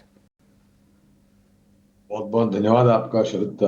18 हाउस स्वदेश के सभी दर्शकों को, आपको, आपकी पूरी टीम को, मंच पर उपस्थित महानुभावों को, कविता को, सबको हमारी तरफ से नवरात्रि की ढेर सारी शुभकामनाएं। और माता रानी से प्रार्थना है कि वो अपना आशीर्वाद आप सब पर रखे और आप सबका स्वास्थ्य अच्छा रहे। शुक्रवार को थोड़ी बहुत मुनाफा वसूली देखी हमने। आज जीएसटी का नया अवतार 2.0 लागू हो गया है। एकदम से तो इसका सकारात्मक असर नहीं आएगा, थोड़ा समय लगेगा। और मैंने कई बार हमारे ही चैनल 18 हाउस स्वदेश पर कहा है कि ये जो बजट में टैक्स में राहत दी गई, 12,75,000 तक आपको टैक्स नहीं भरना है, बारिश का अच्छा मौसम, फसल पैदावार अच्छी होने की पूरी संभावना है कृषि क्षेत्र में, उसके साथ साथ ये जो बदलाव जीएसटी में किया गया है, मैंने पहले भी कहा था कि इसका सकारात्मक असर जो है वो आपको अक्टूबर, नवंबर, दिसंबर से आना शुरू होगा। यानी कि तीसरी तिमाही के आसपास जो परिस्थिति है उसमें सुधार होगा। बहुत बड़े बड़े आंकड़े सरकार के तरफ से जो रियायत दी गई है जीएसटी को लेकर के, उसमें खपत बढ़ने की संभावना। कल माननीय प्रधानमंत्री जी ने स्वदेशी की बात की, लोगों को स्वदेशी अपनाने को कहा, और आत्मनिर्भरता पर पूरा जोर दिया गया। भारत में आइए, भारत में बनाइए, भारत के लिए बनाइए, विश्व के लिए बनाइए। ये सब मुहिम मेरे ख्याल से धीरे धीरे करके जमीनी स्तर पर सकारात्मक असर लाएगी। जहां तक बाजार का सवाल है, मुझे लग रहा है कि हमने करीबन 10-12 दिन लगातार ऊपर के तरफ के दायरे देखे, और फिर पिछले हफ्ते शुक्रवार को थोड़ी बहुत गिरावट। बाजार यहाँ से थोड़ा एक दायरेबंद कारोबार करेगा, ऐसा हमारा मानना है। लेकिन क्षेत्र के आधार पर और कंपनियों के आधार पर जो खबरें आ रही हैं, उसको लेकर के गतिविधि काफी तीव्र होने की संभावना है कुछ क्षेत्र में और कुछ कंपनियों में। और मेरे ख्याल से ये बाजार की सेहत के लिए अच्छा भी होगा कि थोड़ा कंसोलिडेट करे, एक दायरेबंद कारोबार करे, एक बुनियाद बनाने का प्रयास हो, और फिर हम ऊपर की तरफ जाए। तो जीएसटी का फ़ायदा रोल आउट होने में हम एक आधा तिमाही का इंतज़ार करें, और उसके बाद ही इसका ओवरऑल फ़ायदा और इम्पैक्ट हम आकलन के लिहाज से देख पाएंगे। लेकिन गौरांग, वीकेंड पे आईटी सेक्टर से जुड़ी हुई खबर जिसने मूड थोड़ा सा किरकिरा कर दिया है। अब समझना है आपसे कि कितना मूड खराब करने की ज़रूरत है। अब $1 लाख तक ये जो फीस बढ़ा दी है। अब बहुत रिपोर्ट्स आई हैं वीकेंड पर, लगातार हमने रिएक्शंस देख लिए स्टेक होल्डर्स की तरफ से और आईटी एक्सपर्ट से भी। अब सबका ये कहना है कि लिमिटेड इम्पैक्ट होगा, लेकिन जो लार्ज कैप आईटी है वो शायद इसको पचा ले और खपा ले। टियर 2 में बहुत ज़्यादा एक्सपोजर नहीं है, ऑफशोरिंग और नियर शोर हायरिंग लोकल उन्होंने बहुत ज़्यादा करके रखी है, तो हम बहुत लंबा इम्पैक्ट पड़ता हुआ नहीं देखेंगे। लेकिन अब थोड़ा सा हमको समझाए, आज क्योंकि बहुत उम्मीद करके बैठे हैं कि गैप डाउन ओपन हम होता हुआ देखेंगे, इमीडिएट रिएक्शन तमाम काउंटर्स पर आता हुआ दिखाई देगा। इसको अब रोल आउट होने में, और वैसे ही हम देख रहे थे कि आईटी पर गर्दिश के बादल जो है वो छाए हुए थे, अब ये खबर और मोमेंटम खराब कर रही है। बताइए इसका प्रैक्टिकल एनालिसिस क्या होगा और क्या वाकई ये एक शॉर्ट टर्म रिएक्शन रहेगा इस खबर के चलते जो शायद आज से हम होता हुआ देखें? देखिए, मेरा मानना ये कविता, ये जो भी परिस्थितियां हैं, पहले तो जहां तक मेरी जानकारी है, कल मैंने कुछ स्पष्टीकरण देखा था कि ये जो भी $1 लाख प्रति साल की वीजा फीस H1B वीजा पर लगाई गई है अमेरिका की तरफ से, ये नए वीजास के लिए, ये पुराने वीजास के लिए नहीं है, जहां तक मेरी जानकारी है। क्या इसका नकारात्मक असर आईटी क्षेत्र पर पड़ेगा, वहां पर स्थापित कंपनियों पर? तो बिल्कुल पड़ेगा, क्योंकि खर्च बढ़ जाएगा आपका। आप अब अमेरिका के बाहर से दूसरे देशों के नागरिक को अमेरिका में लेके आएंगे अपनी आईटी कंपनी में काम करने के लिए, तो आपको मुआवजा जो है सरकार को पहले तो देना पड़ेगा, और कुल खर्च जो है एक कर्मचारी का वो बढ़ जाएगा। और मेरे ख्याल से भारत करीबन 73 या 74% जो H1 वीजा है उसका जो पूरा कोटा है कविता, उसका इस्तेमाल भारत करती है, और छोटी मध्यम अवधि में नकारात्मक असर होने की पूरी संभावना है। लेकिन अगर मैं दूसरे तरफ से देखूं, यानी कि हमारे देश के तरफ से मैं देखूं, तो आपको याद होगा कविता, भारत में ब्रेन ड्रेन हो रहा है, ये एक बात चल रही थी, क्योंकि भारत में हमारे देश में परिस्थितियों में सुधार नहीं होता था, नीतियों में सुधार नहीं होता था, सरकार के तरफ से जो नीतियां बननी थी वो नहीं हो रहा था। ये जो चीजें हो रही है अमेरिका में, मेरे ख्याल से अब भारत में रिवर्स ब्रेन ड्रेन हो जाए, यानी कि जो बुद्धिमानी जीव भारत को छोड़ करके बाकी देशों में जाते थे, उदाहरण तौर के हमारे आईटी कर्मचारी अमेरिका में जाकर बसते थे क्योंकि उनको मुआवजा अच्छा मिलता था, वातावरण अच्छा मिलता था, नीतियां अच्छी मिलती थी। अब ये जो कर रहे हैं राष्ट्रपति ट्रंप, उसकी वजह से मेरे ख्याल से काफी सारी जो बुद्धिमत्ता है हमारे देश में रहेगी। और मेरे ख्याल से मैंने 1-2 मंत्रियों का मैं टिप्पणी भी सुनी कि हम यहाँ पर ग्लोबल सेंटर्स बनाने का प्रयास कर रहे हैं। आपको बाहर विदेश जाने की जरूरत नहीं, आप भारत में बैठ के ही इन सब कंपनियों के साथ कामकाज कर सकते हैं और साथ में योगदान भी दे सकते हैं। तो थोड़ा बहुत नकारात्मक असर आजकल जब तक, और दिक्कत यह है कविता कि राष्ट्रपति ट्रंप एक बार कुछ बात बोल ले और फिर उस पर अंत ला करके रख देना तो अच्छी बात है, लेकिन वो बार बार अपनी बातों पर पलटते रहते, तो थोड़ा बहुत नुकसान भुगतना पड़ेगा छोटी मध्यम अवधि के लिए। लेकिन लंबी अवधि के लिए हमारी रिसर्च टीम की तरफ से काफी कुछ कंपनियों पे खरीदारी की राय है। एक छोटा डिस्क्लोजर दे देता हूं, अभी स्टॉक्स और कंपनी स्पेसिफिक बात कर रहे तो जो भी निवेश लायक रणनीति आज आपके कार्यक्रम में प्रातःकाल रखेंगे कविता, ये हमारी रिसर्च टीम की तरफ से राय है। इसमें हमारी कंपनी जियोजित अथवा मेरा कोई निजी निवेश नहीं है, ना ही किसी प्रकार का वित्तीय लाभ मिलता है और ना ही किसी प्रकार का कॉन्फ्लिक्ट ऑफ इंटरेस्ट, लेकिन इसी स्तर पर राय हमारे क्लाइंट्स को देते हैं, हो सकता है उनका निवेश हो। तो हमारी खरीदारी की राय जो है आईटी क्षेत्र में कविता, वो दिग्गज, मझौली और छोटी सब पर है। टीसीएस और HCL टेक दिग्गजों में, कोफोर्ज और L&T टेक्नोलॉजीज मझौली कंपनियों में, और छोटी कंपनियों में KPIT टेक और साइंट लिमिटेड। सौमिल की भी कॉल्स जो हैं हम स्क्रीन पर फ्लैश करेंगे। उन्होंने भी TCS और केफिन में अपने टारगेट्स और स्टॉप लॉस बताए हैं, और आप भी कह रहे हैं कि TCS HCL टेक में खरीदारी की सलाह जहाँ तक लार्ज कैप की बात है, और कोफोर्ज L&T में भी, LTI Mindtree में भी आपने खरीदारी की सलाह दी है। और चलिए, तो मोमेंटम यहाँ पर लंबी अवधि के लिहाज से हम देख रहे हैं कि इतना बुरा नहीं होगा, लेकिन हमारे साथ अब इस पूरी खबर पर विस्तार से और बारीकी से और कंपनीज वाइज बात करने के लिए जुड़ गए हैं Kunal Bajaj, choice equity broking के IT एनालिस्ट हैं। कुणाल, हाय, गुड मॉर्निंग, स्वागत है आपका। नवरात्रि की ढेरों शुभकामनाएं। और कुणाल, आज आपकी एनालिसिस जो है बहुत ज़्यादा ही डिमांड में होगी, रोज़ाना के तुलना में आज ज़्यादा होगी, क्योंकि अब जो है कंपनी वाइज हमें पूरा इम्पैक्ट समझना है इस फरमान का जो कि ट्रम्प साहब ने जारी किया है। और बहुत खूबसूरती से गौरांग ने समझाया कि ट्रम्प साहब जो बयान देते हैं, जो फरमान जारी करते हैं, उस पर अंकुश लगा दें और आगे कुछ ना कहें, वो अपने आप में खबर हो जाएगी। खैर, वो तो जब होगा तब होगा। लेकिन अब ये जो वन टाइम फीस बढ़ाई है ना सौमिल, इसको जरा कंपनी वाइज हमें समझना है, बिकॉज चॉइस इक्विटी से भी रिपोर्ट्स आई हैं, बाकी जगहों से भी रिपोर्ट्स आई है, सबका ये कहना है कि लिमिटेड इम्पैक्ट होगा कुणाल, लेकिन लार्ज कैप जो है वो शायद इसको अब्सॉर्ब कर ले। आप कैसे पढ़ रहे हैं, कंपनियों के लिहाज से हमें जानकारी दीजिए। जी good morning first of all, and शुभ नवरात्रि आपको और आपकी टीम को भी। जी, आप जो बोल रहे हैं सही बोल रहे हैं। ये चीज कि लास्ट 2 दिन में बहुत बातें हुई है H1B वीजा हाइक पे, बहुत चीजें बोली गई है। लेकिन फर्स्ट ऑफ ऑल, बिफोर आपकी जो क्वेश्चन है उसको आंसर करूं, मुझे 2 चीज क्लैरिफाई करनी है यहाँ पे। पहले की ये जो H1B वीजा फी है, ये वन टाइम फी है जो कि आपकी न्यू पिटीशन पे ही चार्ज होने वाली है। दूसरी ये चीज की रिन्यूएबल्स, एक्सटेंशंस, अमेंडमेंट्स, रीइश्यूएंस पे कोई इफेक्ट नहीं आएगा। तो जो अपना bulk of existing Indian IT employees का बेस है वहां पे, उसमें कोई इफेक्ट नहीं आने वाला है। दूसरी, अगर आप ये चीज देखोगे कि H1B वीजा जो top Indian IT companies issue करती है, मतलब करती है, तो आप देखोगे ये चीज इस नंबर पे 50% का डिक्लाइन आया है ओवर द लास्ट 5 ईयर्स। अगर आप FY20 से देखोगे और FY25 में ये नंबर 50% से घट गए। इसका मतलब ये है कि अभी जो इंडियन IT कंपनीज है, उन्होंने लोकल हायरिंग और ऑफशोरिंग ऑलरेडी स्टार्ट कर दिया है। ऑब्वियसली ये जो ट्रम्प साहब का जो ये H1B वीजा वो आया है, ये नेगेटिव है शॉर्ट टर्म के लिए।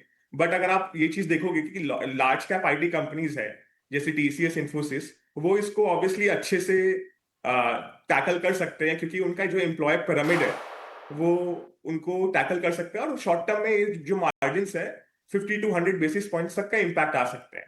अगर आप वहीं देखो कि मिड और स्मॉल कैप कंपनीज, उसमें उनके एम्प्लॉयज जो है वो उनको अगर वहां पे जाके US में जाके क्लाइंट्स के डील्स को इम्प्लीमेंट करना है, तो उनको ज्यादा इम्पैक्ट आएगा as compare to large cap companies.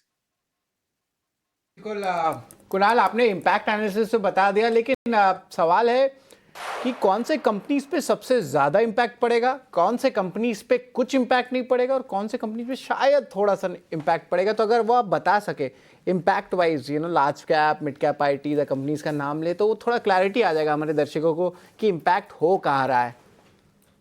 Okay, अगर आप इम्पैक्ट देखना चाहो तो सबसे पहले अगर आप इम्पैक्ट एनालिसिस करो, तो जो कंपनीज का सबसे ज्यादा US एक्सपोजर है वहां पे इम्पैक्ट सबसे ज्यादा आएगा। अगर आप मिड टीयर्स में देखो तो एम्फेसिस है, उसका मेजॉरिटी ऑफ रेवेन्यू US से आता है, तो उनको एक्सपेक्टेशंस है कि वहां पे इम्पैक्ट ज्यादा आएगा एज कंपेयर टू कोफोर्ज और परसिस्टेंट। अगर आप मिड टीयर्स में देखो, आप अगर ये चीज देखो कि टॉप टीयर्स में TCS, इन्फोसिस, ऑब्वियसली उनका अभी अच्छा एक्सपोजर है US मार्केट में, बट उन्होंने अपना मार्केट डाइवर्सिफाई करना स्टार्ट किया है, तो और उनके पास अच्छा एम्प्लॉय बेस भी है, तो वो एक तरह से उसको एब्जॉर्ब कर सकते हैं अगर आप इम्पैक्ट एनालिसिस देखना चाहो तो। जी बिल्कुल, thank you very much Kunal, आपने जो है पूरा इम्पैक्ट एनालिसिस बताया और दर्शकों को पूरी तरह बताया कि H1B वीज़ा की फीस का असर जो है लार्ज कैप, मिड कैप या स्मॉल कैप IT स्पेस में कैसे पड़ने वाला है। Thank you very much Kunal. लेकिन खबरों वाले शेयर्स की तरफ भी चलते हैं और हमने जो है शिपिंग और IT सेगमेंट पे जो है बड़ी डिस्कशन ऑलरेडी कर दी, लेकिन सौमिल, यहाँ पे जो है खबरों वाले शेयर्स पे बात करें तो PNC इंफ्राटेक, इस पे एक बार नज़र डालना चाहेंगे। डेट फ्री कंपनी है, यूपी के प्लेयर है और स्टॉक में अच्छी मोमेंटम देखने मिल रही है और अब इनको 500 करोड़ रुपए का बिहार स्टेट डेवलपमेंट कॉर्पोरेशन से भी ऑर्डर आने लगा है। ज़रा बताएं क्या व्यूज़ होंगे PNC इंफ्राटेक पर, अगर पोजिशनली सेटअप अच्छा लग रहा है तो वो भी एक बार बता लें, क्या रहेगा important views. PNC Infratech company का नाम है। सौमिल, PNC इंफ्रा में अगर आप देखें बहुत समय से एक रेंज में है, 490 का लोअर एंड है और अपर एंड 330 के आसपास का है। अब मुझे लगता है कि ये अभी भी इसी रेंज के अंदर रहेगा। द ओनली वे अगर इसके अंदर 335 के ऊपर अगर क्लोजिंग आ जाती है तभी एक ब्रेकआउट एक्सपेक्ट कर सकते हैं और मुझे लगता है कि पॉजिटिव व्यू रख के ही चलना चाहिए इस स्टॉक में। 335 के ऊपर इसके अंदर बाइंग करनी चाहिए और ऊपर में 430 450 के टारगेट्स एक्सपेक्ट करने चाहिए पोजिशनली। लेकिन we should definitely wait for the breakout to happen, क्योंकि अगर ब्रेकआउट नहीं मिलेगा तो यहाँ पर ये स्टॉक यहीं रह जाएगा, इसी रेंज के अंदर ट्रेड करते रह जाएगा। ब्रेकआउट के लिए वेट करिए, ब्रेकआउट के बाद एक पोजिशनली व्यू लीजिए, not in the short term. Saumil, एक और सवाल रखूंगा मैं। सिटी की रिपोर्ट आई है वोल्टस और अहम एनालिस्ट मीट भी हुआ था ओवर द वीकेंड और यहाँ पे मैनेजमेंट एक्सपेक्ट कर रहे हैं कि थर्ड क्वार्टर से जो है डिमांड की जो बढ़ोतरी देखने मिलेगी। Festive season, GST rate cut का भी एक इम्पैक्ट आएगा। एक बार चार्ट चेक ले लेते हैं जल्द से कि यहाँ से क्या कुछ एक अच्छी अपमूव आ सकती है। पिछले एक महीने से तो स्टॉक एकदम एक कंसोलिडेशन में कुछ अपमूव नहीं आया था।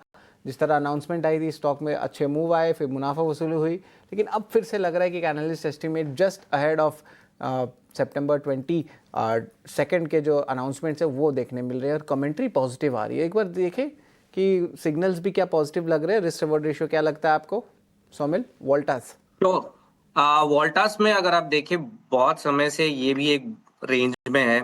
द गुड पार्ट इज के लास्ट 1-1.5 महीने से 200 डेली एक्सपोनेंशियल मूविंग एवरेज के ऊपर ये कंसोलिडेट कर रहा है and that is a very good sign. 20-40 daily moving average पे सपोर्ट लेके वहीं पे ही कंसोलिडेट कर रहा है। मोमेंटम इंडिकेटर्स में बाय सिग्नल है। सो मुझे लगता है कि यहाँ पे बाय ऑन डिक्लाइंस की स्ट्रैटेजी रखनी चाहिए। नीचे में क्रूशियल सपोर्ट 1360 पे है।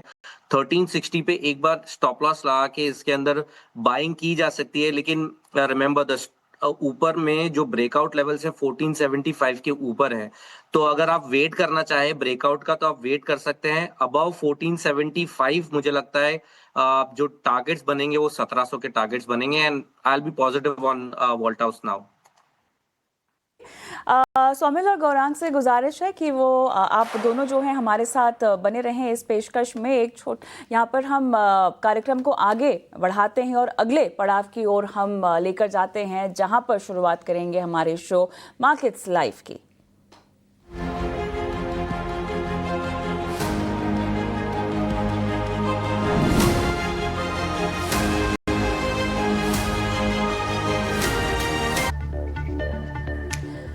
स्वागत है आप सभी का मार्केट लाइव में और यहाँ पर प्री ओपन सेशन पर हमारी नजर और हमारे साथ बने हुए हैं हमारे मेहमान गौरांग शाह और सुमिल मेहता। आप दोनों का एक बार फिर से स्वागत है। प्री ओपन में बाजार की नजर यहाँ पर बनी हुई है और फोकस आज रहने वाला है आईटी पैक पर, जहाँ पर एक नियर टर्म इम्पैक्ट हम आता हुआ देखेंगे। शरद, प्री ओपन की तैयारी में आज फोकस कहाँ कहाँ इसके अलावा?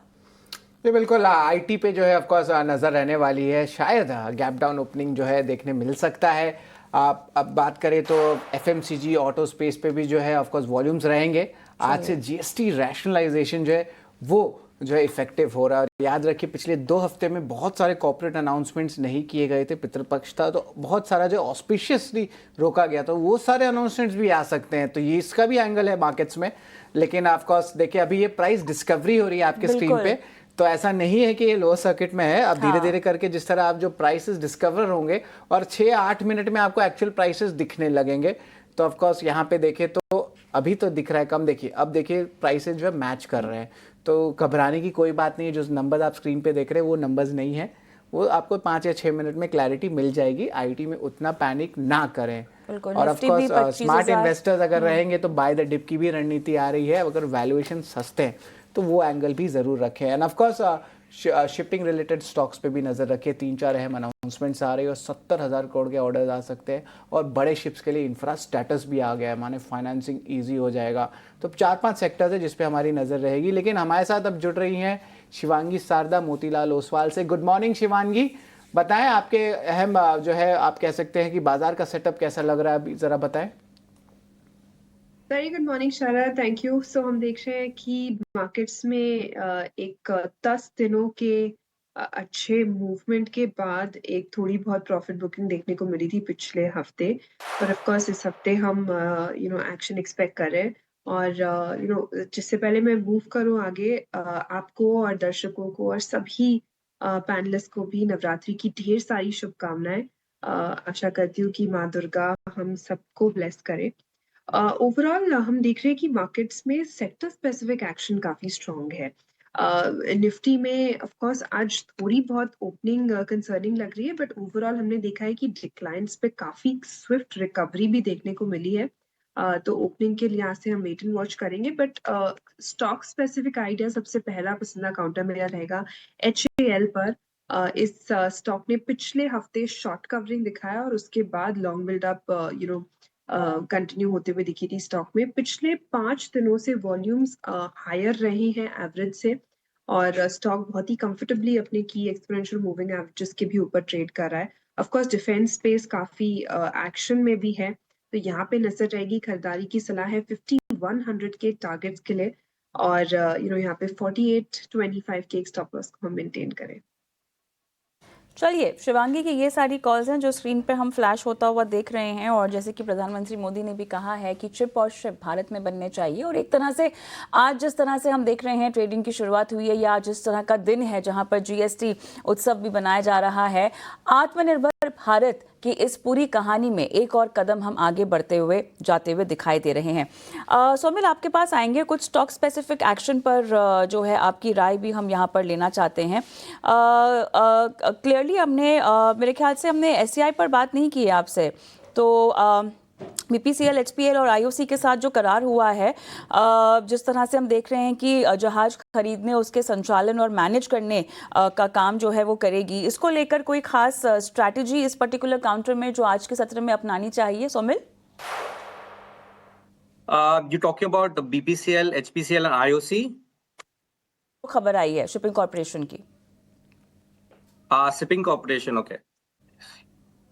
SCI में कुछ समय से एक ट्रायंगल पैटर्न बन रहा है, and I am very positive on the stock. मेरा कुछ समय से इसमें ध्यान भी है, but I am waiting for a breakout. अब SCI में द गुड पार्ट इज कि ये जो ट्रायंगल पैटर्न बन रहा है वो 200 डेली मूविंग एवरेज के ऊपर बन रहा है, and every time it dips down ये सपोर्ट लेता है 200 पे, और 2040 डेली मूविंग एवरेज भी बहुत आसपास है। So it is a very good setup at this point of time, और यहाँ से मुझे लगता है कि ब्रेकआउट ऊपर की तरफ ही मिलेगा। यहाँ पर जो ब्रेकआउट लेवल से अराउंड 227 के ऊपर है, इसके ऊपर एक बार क्लोजिंग मिल जाए, मुझे लगता है कि ऊपर में 275 के targets in the medium term outlook मिल सकते हैं। सो एक स्टॉप लॉस रखें 200 डेली मूविंग एवरेज पर, दैट इज 206 पे। 206 पे एक स्टॉप लॉस रख के ऊपर में अच्छे खासे टारगेट्स हमें मिल सकते हैं। ऑलराइट, शिवांगी, कुछ खास ऑटो स्पेस में आपकी दिलचस्पी है? तमाम ऑटो काउंटर्स जहां पर एक बढ़िया ट्रेंड हम आता हुआ देखेंगे। कुछ दूसरी ब्रोकरेज हाउसेस की रिपोर्ट के मुताबिक भी खरीदारी की सलाह यहां पे तमाम काउंटर्स में आई है। Maruti, TVS, M&M, Eicher motor और बजाज ऑटो की अगर हम बात करें, कोई खास मोमेंटम या कोई खास प्ले शॉर्ट टर्म के लिहाज से? जी बिल्कुल, GST रिफॉर्म्स के जो आफ्टरमैथ है वो सारे ही ऑटो स्पेस के स्टॉक्स में बहुत ही शानदार रूप से देखने को मिलेंगे। आज के सेशन में भी एक काफी जो प्राइस अपडेट्स रहेंगे उनका इम्पैक्ट रहेगा। ये पूरा ही स्पेस काफी पॉजिटिव है। इनफैक्ट हम सीजनैलिटी वाइज भी देखते हैं, फेस्टिविटीज के पहले काफी ऑटो सेल्स नंबर बढ़ते हैं एंड स्टॉक्स में एक एक्शन देखने को मिलता है।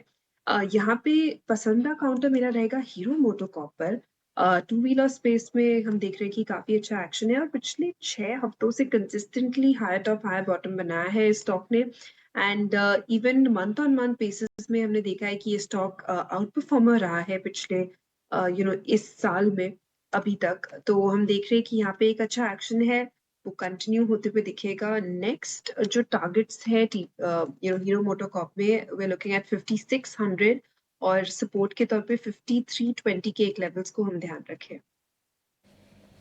चलिए, तो यहाँ पर 5600 का आप टारगेट बता रही हैं हीरो मोटोकॉर्प में, और स्टॉप 5320 के आसपास का आपने लगाने की सलाह दी है। गौरांग, आपका पूरा मोमेंटम यहाँ पर ऑटो प्ले में? मेरे ख्याल से 15 अगस्त जब लाल किले से माननीय प्रधानमंत्री जी ने घोषणा की है, तब से लगातार आपने ऑटो क्षेत्र, एफएमसीजी, खास करके जो कविता खपत से जुड़े हुए जो क्षेत्र है, यहाँ पर दो भाग होते हैं। एक है नॉन डिस्क्रिशनरी, यानी कि आपको खर्च करना ही है रोजमर्रा की खाने पीने की चीजों के ऊपर, और दूसरा है डिस्क्रिशनरी, यानी कि आप अभी नहीं लेकिन भविष्य में आप खर्च कर सकते हैं। तो auto, auto ancillary, white goods, consumer durable goods बनाने वाली कंपनियां, एफएमसीजी कंपनियां, इन सभी में हमने ऊपर की तरफ के दायरे देखे। और जब से घोषणा में उसके पश्चात काफी ऑटो कंपनीज ने अपने दाम जो है वो घटाने की बात की है। कुछ लोगों ने तो आंकड़े भी दिए हैं। दो पहिया, तीन पहिया, चौपहिया, इन सभी पर खरीदारी की राय है। वाहन बनाने वाली कंपनियां कविता, कमर्शियल व्हीकल में अशोक लेलैंड है, tractor, agri equipments, earth moving equipments में एस्कॉर्ट्स कुबोटा नाम की कंपनी है, वहां पर खरीदारी की राय है। प्योर इलेक्ट्रिक व्हीकल बनाने वाली कंपनियां जो कि बसेस बनाती हैं, ओलेक्ट्रा, ग्रीन टेक, यहाँ पर खरीदारी की राय है। और उसके पश्चात जैसे मैंने बताया, Bajaj auto, TVS motors, Hero MotoCorp, Tata motors, एम&एम, मारुति, ये सभी कंपनियां अच्छी लगती है। और मैं ये भी मानता हूं कि एक्सपोर्ट मार्केट एक अब बहुत बड़ा अवसर होगा भारत में स्थापित वाहन बनाने वाली कंपनियों को एक सकारात्मक रुझान लाने की। ऑर्डर पैक पे हमने बात कर ली है, लेकिन अब शरद भी हमारे साथ जुड़ गए हैं नवरत्न शेयर्स लेकर। शरद, बताइए क्या है आपकी लिस्ट में आज? ये बिल्कुल आईटी स्टॉक्स पे सबसे पहला नज़र रहने वाला है। यूएस ने one time H1B visa fees लगा दिया है $1 लाख का बड़े दिग्गज कंपनीज के लिए। ऑफकोर्स ये थोड़ी नेगेटिव रहेगी, खास करके टीसीएस, इन्फोसिस को लेके, लेकिन मिड कैप कंपनीज में उतना ज़्यादा इम्पैक्ट नहीं पड़ेगा। इनिशियल नीजक रिएक्शन आपको देखने मिल सकता है दिग्गज आईटी स्टॉक्स पे। येस बैंक की बात करें तो एजेंसी से खबर आ रही है कि कंपनी जो है वेल्थ मैनेजमेंट स्पेस पे जो है फॉरे कर सकते हैं, स्टॉक के लिए सपोर्टिव है। वही स्वान डिफेंस पे नज़र रखेंगे, 2 सिग्निफिकेंट MOU साइन किया है और कुल मिला के ये आंकड़ा जो है लगभग आप कह सकते हैं 7,500 करोड़ के ऊपर का जो आंकड़ा आपको देखने मिल सकता है स्वान डिफेंस। GRSC की बात करें तो कार्स्टन जर्मनी के साथ इन्होंने जो है वेसल्स के लिए $62 मिलियन का बहुत बड़ा ऑर्डर जो है लिया है। ऑलमोस्ट स्टॉक में अच्छी मोमेंटम देखने मिल सकती है। वही शिपिंग कॉर्पोरेशन ने MOU साइन किया है OMC कंपनी से, जहां पे एक्वायर ओन करेंगे इंपॉर्टेंट मैनेजमेंट वेसल्स। तो देख सकते हैं कि बहुत सारे पॉजिटिव न्यूज़ फ्लो आपको शिपिंग और मैरीटाइम सेगमेंट से देखने मिल रही है। लुपिन के लिए नेगेटिव न्यूज़ फ्लो है, 4 ऑब्जर्वेशंस आए हैं उनके पुणे के बायोटेक फैसिलिटी में USFDA द्वारा। वही नेटवर्क टेक के लिए बात करें तो 450 करोड़ रुपए का बड़ा ऑर्डर AI सेगमेंट में देखने मिला है, स्टॉक के लिए सपोर्टिव है। लास्ट ट्रेडिंग सेशन में भी स्टॉक लगभग 8% ऊपर था। PNC इंफ्राटेक कंपनी को LOA मिली है बिहार स्टेट रोड डेवलपमेंट से, और ये लगभग 500 करोड़ का ऑर्डर है, स्टॉक के लिए सपोर्टिव है। और आखिर में हमारा बिग बोल्ड ब्रोकरेज वो है Citi on Voltas, maintain buy रखा है, target price 1800 rupees per share का रखा है।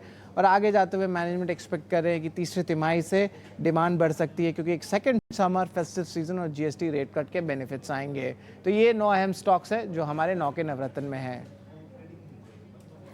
चलिए, तो यहाँ पर नवरत्न के तमाम आपने काउंटर्स यहाँ पर बता दिए हैं।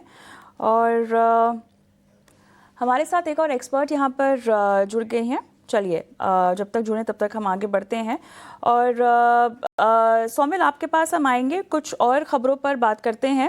येस बैंक की जो खबर आती हुई दिखाई दे रही है, वेल्थ मैनेजमेंट कारोबार में एंट्री की तैयारी हो रही है।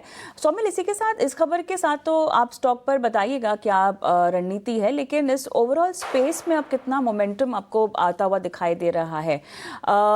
रेगुलेटर की तरफ से हम लगातार एसेट मैनेजमेंट को लेकर नए नियम आते हुए देख रहे हैं। काफ़ी हद तक फोकस बढ़ाने को कहा जा रहा है छोटे मझोले क्षेत्रों में। और यहाँ पर डिस्ट्रीब्यूटर्स के लिहाज से भी हम देख रहे हैं कि इंसेंटिव्स और कमीशंस को रिवाइज किया जा रहा है, थोड़ा सा और इन्वेस्टर फ्रेंडली और इंडस्ट्री फ्रेंडली बनाया जा रहा है। इस स्टॉक के साथ साथ पूरे स्पेस पर भी अपनी राय दीजिएगा। कौरांग, आपके पास भी आऊँगी इसी स्पेस में थोड़ा सा लंबी अवधि पर राय देने के लिए। Saumil, very specific to Yes Bank, अगर मैं येस बैंक को देखूं तो येस बैंक का overall long term charts negative है, low top low bottom formation है, बहुत समय से बहुत ज्यादा स्ट्रगल कर रहा है below the averages. In the very short term थोड़ा सा अच्छा पुल बैक देखने मिला है in the last couple of months, और मुझे लगता है कि ये पुल बैक सिर्फ शॉर्ट टर्म में कंटिन्यू रहेगा। I would not suggest this stock for a positional play, या तो फिर कोई लॉन्ग टर्म प्ले के लिए भी मैं सजेस्ट नहीं करूंगा इस समय, जब तक इसके अंदर कोई बेजिंग आउट पैटर्न पूरा ना बने और ऊपर की तरफ वो ब्रेकआउट ना हो, तब तक इसे अवॉइड करके चल सकते हैं। ऊपर में ब्रेकआउट लेवल्स अबाउट 24 के लेवल्स के ऊपर है, अगर 24 के ऊपर जाता है तब जाके इसके अंदर कुछ एक बार रिविजिट करके पॉजिटिव व्यू लिया जा सकता है, लेकिन इस समय डेफिनेटली अवॉइड। अगर आप एएमसीज की बात करें, सिर्फ एएमसीज की बात करें, तो यूटीआई एएमसी, एचडीएफसी एएमसी, बहुत सारे अलग अलग है स्टॉक्स, लेकिन मेरा जो फेवरेट पिक इस पूरे पैक में है वो एचडीएफसी एएमसी है। अगर एचडीएफसी एएमसी की आप बात करें तो बहुत ही अच्छे अप ट्रेंड में है, high top high bottom formation है, ग्रेट सेटअप है, यहाँ से भी ऊपर में मुझे लगता है कि अच्छी खासी जगह है। बहुत crucial supports around 20 daily moving average के आसपास है, विच इज 5700 के आसपास। तो ये एक लेवल ध्यान में रख के आप इसके अंदर पोजिशनली ट्रेड कर सकते हैं। इसके अंदर शॉर्ट टर्म ट्रेड ना करें, बिकॉज ऑलरेडी बहुत अच्छे रन अप हो चुका है, तो इसके अंदर पोजिशनल ट्रेड करना बेटर है। पोजिशनल ट्रेड पे जो है ज़्यादा नज़र रहने वाली है। और आप शिवांगी, आपसे भी एक कॉल लेना चाहूँगा, और ख़ास करके मिड कैप स्पेस से ऑटो सेगमेंट में ऑफकोर्स देखें तो पोजिशनली लॉन्ग टर्म सेटअप तो अच्छा लग रहा है। ऑटो या ऑटो एंसिलरी स्पेस पे आज भी अच्छे बेनिफिट्स आने वाले हैं, क्योंकि रेट कट्स की जो इम्पैक्ट आएगी ये लार्जली फैक्टर्ड इन है। लेकिन यहाँ पे अट्रैक्टिव क्या लग रहा है ये सेगमेंट, क्योंकि ये ज़्यादा नेगेटिव न्यूज़ फ्लो आया नहीं है। फेस्टिव सीजन के जो कह सकते हैं डिस्काउंट ऑफर्स या प्राइसिंग रोल आउट्स हो रहे हैं, और आज से वो नंबर्स भी दिखने लगेंगे, और कभी कभी तो प्री बुकिंग भी होता है। तो यहाँ पे कोई लार्ज कंपनी अच्छा लग रहा है, या कुछ ऑटो एंसिलरी स्पेस में आपको कुछ इंटरेस्टिंग लग रहा है? शिवांगी जी बिल्कुल शरद, कविता से अभी डिस्कस हुआ कि auto and auto ancillary pack में काफी एक अच्छा मोमेंटम हम एक्सपेक्ट कर रहे हैं। ऑफ कोर्स मेरी पसंदीदा पिक रहेगी यहाँ पे टू व्हीलर स्पेस में से hero MotoCorp. But apart from this, कोई अगर हैवी वेट्स की बात करनी है हमें, तो आयशर मोटर भी काफी रेजिलेंट है, एंड हमने देखा है कि मंथली बेसिस पे इस पे एक ब्रेकआउट देखने को मिला है। एक कंसोलिडेशन हुआ है पिछले 9 ट्रेडिंग सेशंस का, और उसके बाद स्टॉक जो है वो तैयारी कर रहा है अपवर्ड मूवमेंट्स के लिए। तो यहाँ पे आयशर मोटर पे हम जरूर खरीदारी के मौके ढूंढ सकते हैं। नेक्स्ट राउंड अबाउट 70 to 50 तक के इमीडिएट टारगेट्स के लिए, और 6900 के एक सपोर्ट को हम ध्यान रखें। ऑटो स्पेस पे तो बातचीत चल ही रही है, लेकिन आईटी स्पेस यहाँ पे भी देखें तो यहाँ पे इनिशियल नीजक रिएक्शन आपको लार्ज कैप आईटी स्टॉक्स में देखने मिल रहा है। उसके कारण भी देख रहे हैं थोड़ी सी मुनाफा वसूली जो है आपको निफ्टी में भी देखने मिल रही है। आप एक बार निफ्टी आईटी इंडेक्स को लेके आते हैं तो यहाँ पे देखेंगे कि सेलिंग कहाँ देखने मिल रही है। टीसीएस, इन्फोसिस एक बार लेके आते हैं। इन स्टॉक्स पे जो है इनिशियल नीजक रिएक्शन देखने मिल सकता है, और इस पे जो है हमारी नज़र रहने वाली है।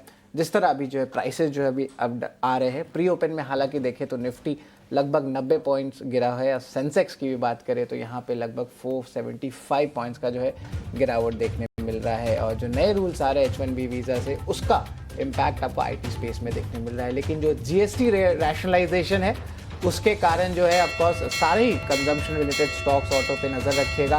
एडवांस डिक्लाइन रेशियो इनिशियली जो है 1:1 का ही है। लास्ट ट्रेडिंग सेशन में अगर हम बात करें तब भी वो रेशियो 1:1 का था, यानी कि ब्रॉडर इंडिसेस में जो है उतनी भी खराब स्टोरी नहीं देखने मिल रही है। निफ्टी बैंक एक्सपेक्टेड है कि फ्लैटिश ओपनिंग करे एक हरे ट्रेंड के साथ, लेकिन जो बेंचमार्क इंडिसेस है वो लाल निशान से शुरू हो रहे हैं। निफ्टी बैंक पे भी जो है यहाँ पे आप देखने मिल रहा है कि जो एडजस्टमेंट है वो लाल निशान की तरफ आ रही है। Kotak Mahindra bank, axis bank, private banks में थोड़ी सी अपमूव ज़रूर आ रही है, लेकिन आईसीआईसीआई बैंक, एचडीएफसी बैंक, जब तक इनमें स्ट्रेंथ नहीं दिखेगा तो आपका निफ्टी बैंक में भी बड़ा अपमूव नहीं देखने मिलेगा। तो यहाँ पे ऑलमोस्ट फ्लैटिश स्टार्ट हो रहा है, लेकिन आज जो है आईटी शिपिंग रिलेटेड स्टॉक्स पे ज़्यादा नज़र रखिएगा। Of course last trading session में अदानी ग्रुप ऑफ स्टॉक्स में भी हमने देखा था कि अच्छे लॉन्ग पोजीशंस बन रहे हैं। और जिस तरह अभी शुरुआती स्तर की अगर हम बात करें तो यहाँ पे गिरावट जो है हमें देखने मिल रही है, खास करके टेक महिंद्रा में बड़ा गिरावट आया है। टीसीएस लगभग 3% है। डायरेक्टर साहब एक बार निफ्टी आईटी के लूजर्स को एक बार ले आते हैं स्क्रीन पे, तो हमें पता चलेगा, क्लैरिटी आएगा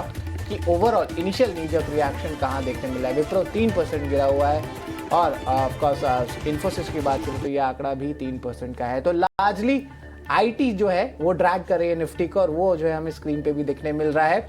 अब यहाँ पे देखा जाए तो ये गिरावट और बढ़ सकती है या रिवर्सल आएगा, वो जो है अब towards the middle part of the trading session पे जो है हमारी नज़र रहेगी। बट नेट इसके अलावा जो है कोई सेक्टर में ज़्यादा बड़ा सेल ऑफ नहीं देखने मिल रहा है, और कंजम्पशन रिलेटेड स्टॉक्स पे जो है आप खास करके नज़र ज़रूर रखें, जहाँ पे जो है अप मूव ज़्यादा देखने मिल सकता है। ब्रॉडर इंडेक्स स्टेबल है, 1:1 का रेशियो पे एडवांस डिक्लाइन रेशियो है, और कुछ खास सपोर्ट आईसीआईसीआई बैंक या एचडीएफसी बैंक से अभी शुरुआती स्तर पे नहीं देखने मिल रहा है। चलिए, ओवरऑल इंडेक्स आईटी लगभग 3.5% यहाँ पर टूटता हुआ, लेकिन लाल निशान में ऑटो फिलहाल फ्लैट दिखाई दे रहा है। पीएसयू बैंकों का खेमा जहाँ पर हमने लगातार रनअप देखा पिछले हफ्ते, वहाँ भी लाल निशान में ओपनिंग हुई है, लेकिन फिलहाल काफ़ी फ्लैट ट्रेड होता हुआ दिखाई दे रहा है। फार्मा देखिए, यहाँ पर 1/4% इंडेक्स के लिहाज से भी हम देख रहे हैं कि दबाव के साथ कारोबार। फार्मा आप देखिए यहाँ पे लगभग 0.5%, अब थोड़ी सी यहाँ पर गिरावट गहराती हुई दिखाई दे रही है। फाइजर अगर आप छोड़ दें तो तमाम काउंटर्स आप देखिए, एप्का लैब लगभग 3.5% यहाँ पर सबसे ज़्यादा टूटता हुआ, बाकी तमाम काउंटर्स में भी हम देख रहे हैं कि कमज़ोरी है। मेटल्स अगर आप देखें तो यहाँ पर इंडेक्स वाइज हम काफ़ी फ्लैट, लेकिन जेएसडब्ल्यू स्टील, सेल, वेल्सपन, हम सभी में देख रहे हैं लगभग 1/4 से लेकर 0.5% तक की कमजोरी के साथ कारोबार हो रहा है। पीएसयू बैंकों का खेमा जहां पर अच्छा खासा रनअप हमने आता हुआ देखा था, और अब यहां पर पीएनबी, यूनियन बैंक, आईडीबीआई फिलहाल काफ़ी फ्लैट दिखाई दे रहे हैं। पीएनबी 1/4% की तेजी के साथ खुला, लेकिन बाकी बीओबी जहां पर हमने देखा कि लीड किया इस काउंटर ने पिछला पूरा हफ्ता, यहां पर काफ़ी फ्लैट लाल निशान में ओपनिंग होती हुई, और फिलहाल काफ़ी फ्लैटिश सा ट्रेड, लेकिन आईटी पैक पर हमारा फोकस रहेगा। यहाँ देखिए एम्फेसिस, परसिस्टेंट जैसे काउंटर्स लगभग 5% टूटते हुए दिखाई दे रहे हैं। लार्ज कैप्स में जो गिरावट है वो भी 3-3.5% तक जाती हुई हमें दिखाई दे रही है। एचसीएल टेक, विप्रो भी 2.5% नीचे है। रियलिटी काफ़ी मिक्स्ड अप्रोच दिखा रहा है। फिलहाल लोढ़ा, डीएलएफ, दिग्गज आप देख सकते हैं 0.25% की कमजोरी के साथ यहाँ पर कारोबार की शुरुआत में। गोदरेज प्रॉपर्टीज और फिनिक्स मिल्स भी हम देख सकते हैं लगभग 0.5% के आसपास गिरावट के साथ कारोबार में है, और ऑटो भी काफ़ी मिक्स दिखा रहा है। इंडेक्स भी काफ़ी फ्लैट है, लेकिन हीरो मोटो लगभग 0.5% ऊपर है, और यहाँ पर शिवांगी ने अपनी पिक भी दी है आज इसी काउंटर में, लेकिन यहाँ पर 0.5% तक की तेज़ी। बॉश हम देख रहे हैं कि अब काफ़ी फ्लैट लेकिन हरे निशान में आता हुआ दिखाई दे रहा है।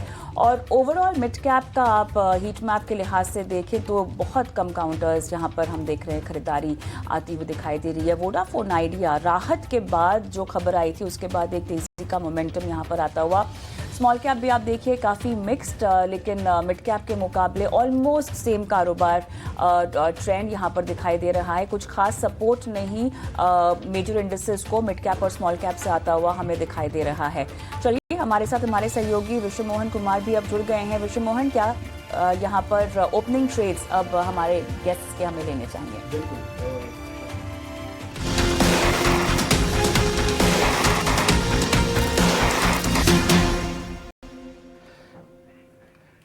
चलिए ओपनिंग ट्रेड की शुरुआत कर लेते हैं स्वामिल के साथ। स्वामिल, बताइए ओपनिंग ट्रेड में आपको कहाँ मौके दिख रहे हैं, कहाँ लग रहा है कि जहाँ पर वापस से वहाँ पर रिकवरी आ सकती है? ट्रेड के लिए बेहतर मौके क्या हैं आज?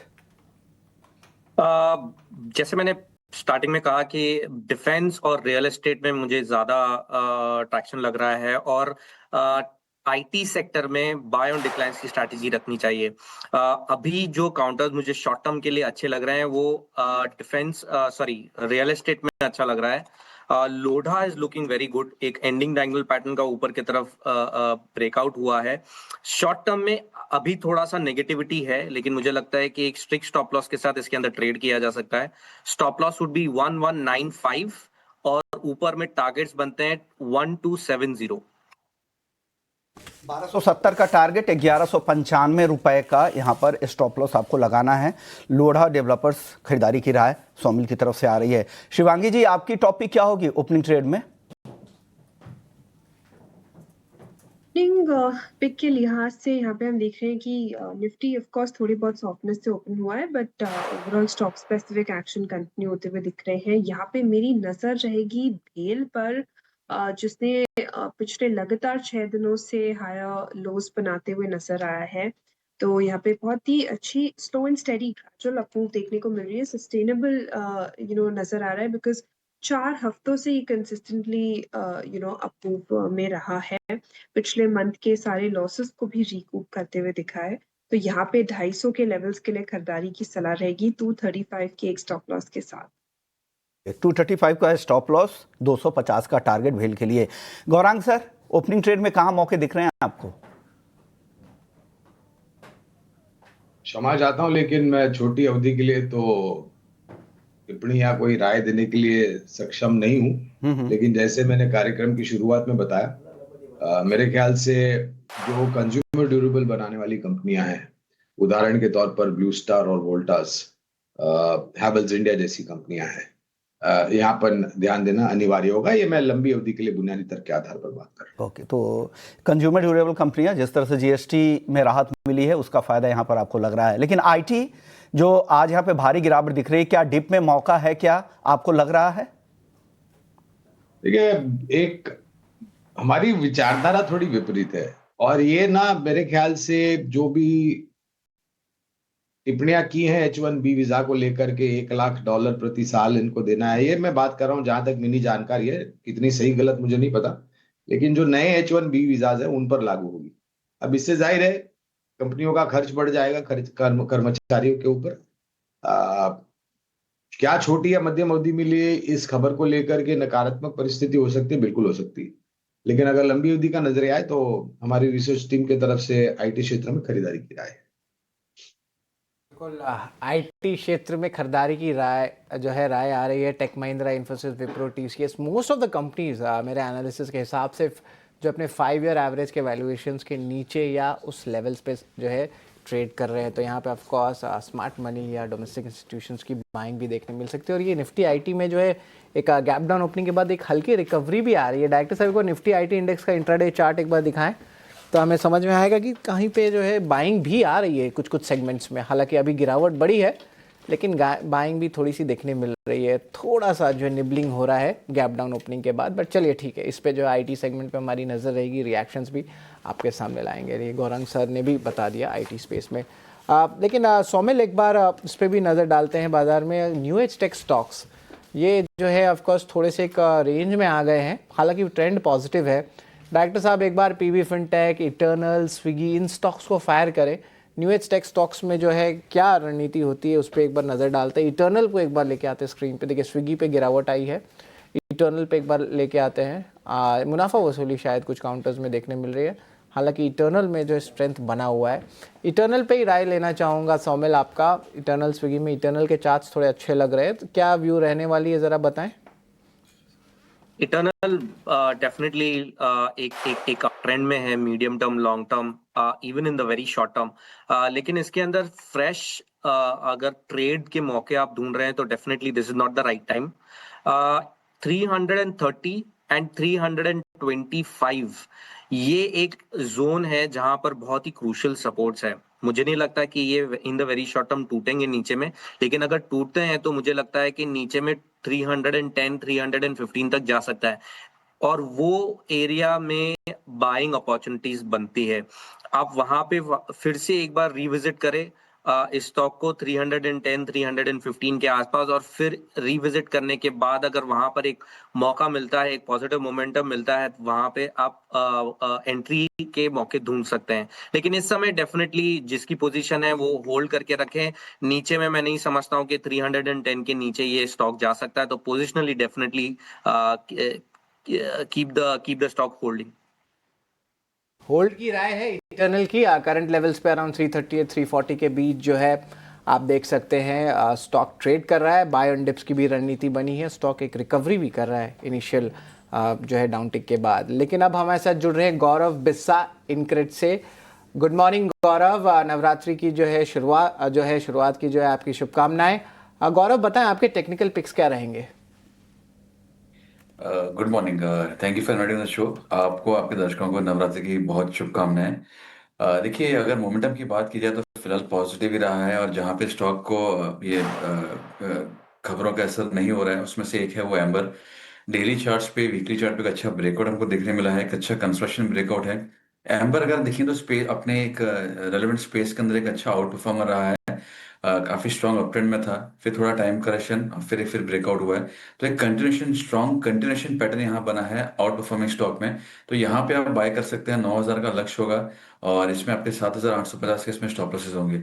दूसरा है वो है जेएसडब्ल्यू इंफ्रा। यहाँ पे भी काफी इंटरेस्टिंग पैटर्न एक देखने मिला है हमको। नीचे से काफी एक अच्छा अपसाइड हमको देखने मिला, फिर एक कंसोर्टियम था, एक बुलिश ट्रायंगल ब्रेकआउट का हमको ब्रेकआउट देखने मिला है वीकली चार्ट्स पे, डेली चार्ट्स पे भी। एक छोटा कुछ महीनों का एक बॉक्स ब्रेकआउट भी हमको देखने मिला है। तो multiple breakouts back of volumes के चलते लग रहा है कि यहाँ पे भी एक अच्छा मोमेंटम आपको देखने मिल सकता है। तो इसमें आपके 370 रुपए के लक्ष्य होंगे, 320 रुपए इसमें स्टॉप लॉस होगा। तो जेएसडब्ल्यू इंफ्रा और अंबर एंटरप्राइजेज, ये दो टॉपिक आपकी तरफ से निकल कर आ रही है। आज फिर से अदानी ग्रुप के शेयरों में अच्छी तेजी दिख रही है और जहां पे लॉन्ग बिल्डअप हो रहा है अदानी ग्रुप में वो है अदानी ग्रीन। अच्छी तेजी है, ओपन इंटरेस्ट भी बढ़ते दिख रहे हैं, शेयर्स भी करीब करीब 3% मजबूत है। शिवांगी जी, अदानी ग्रीन पर आपकी राय क्या है? जी बिल्कुल, सारे अडानी स्टॉक्स में हमने देखा है कि काफी एक अच्छा अट्रैक्शन देखने को मिला है पिछले सेशन से। In fact most of these counters have seen long built up. Adani green की अगर हम स्पेसिफिकली बात करें, यहाँ पे हमने देखा है कि of course long term structure इसका हमने देखा है कि month on month basis consolidate किया है काफी टाइम तक, हफ्तों तक हमने देखा है कि स्टॉक में एक दायरे में कामकाज किया है। डेली बेसिस में पिछले 2 दिनों में अच्छी वॉल्यूम ज़रूर ऐड हो रही है, पर यहाँ पे ये कंडीशनल रहेगा। अगर ये 1050 के ऊपर होल्ड करते हुए नज़र आता है तो ही हम इसको बने रहे। फ्रेश पोजीशंस की सलाह नहीं है, बिकॉज़ हमने देखा है पिछले 2 दिनों में काफ़ी एक अच्छी रैली देखने को मिली है और आज के प्राइस एक्शन वॉल्यूम्स के साथ सपोर्टेड नहीं है। तो यहाँ पे बहुत अहम हो जाता है 1050 के लेवल्स को मेंटेन करना नेक्स्ट 1100 तक के लेवल्स के लिए। ओके, 1100 का अगर लेवल क्रॉस करना है अदानी ग्रीन को तो 1050 जो अहम सपोर्ट लेवल है, अगर उसके ऊपर बना रहता है क्लोजिंग बेसिस पे तो डेफिनेटली वो लेवल्स भी आपको दिखेंगे। एक और स्टॉक है आज के सत्र में चर्चा करना जरूरी है, वो है Muthoot finance. Gold financing company है और आज सोना लगातार नया रिकॉर्ड बना रहा है। आज घरेलू बाजार में फिर से नई ऊंचाई पर है। गौरांग सर, मुथूट फाइनेंस को लेकर आपकी राय क्या है? देखिए, पहले तो हमारी खरीदारी की राय थी गोल्ड लोन कंपनीज में, और क्योंकि हमारे लक्ष्यांक, ये बात सही है वास्तविकता में कि सोने के दाम जब ऊपर जाते हैं तो गोल्ड लोन फाइनेंस कंपनीज को भी फायदा मिलता है और ये भी ऊपर की तरफ दायरा बनाते हैं। लेकिन जो हमारे पहले खरीदारी की राय थी मुथूट फाइनेंस पर, हमारे लक्ष्यांक आ गए हैं तो हमने अब मुनाफा वसूली की राय दी है।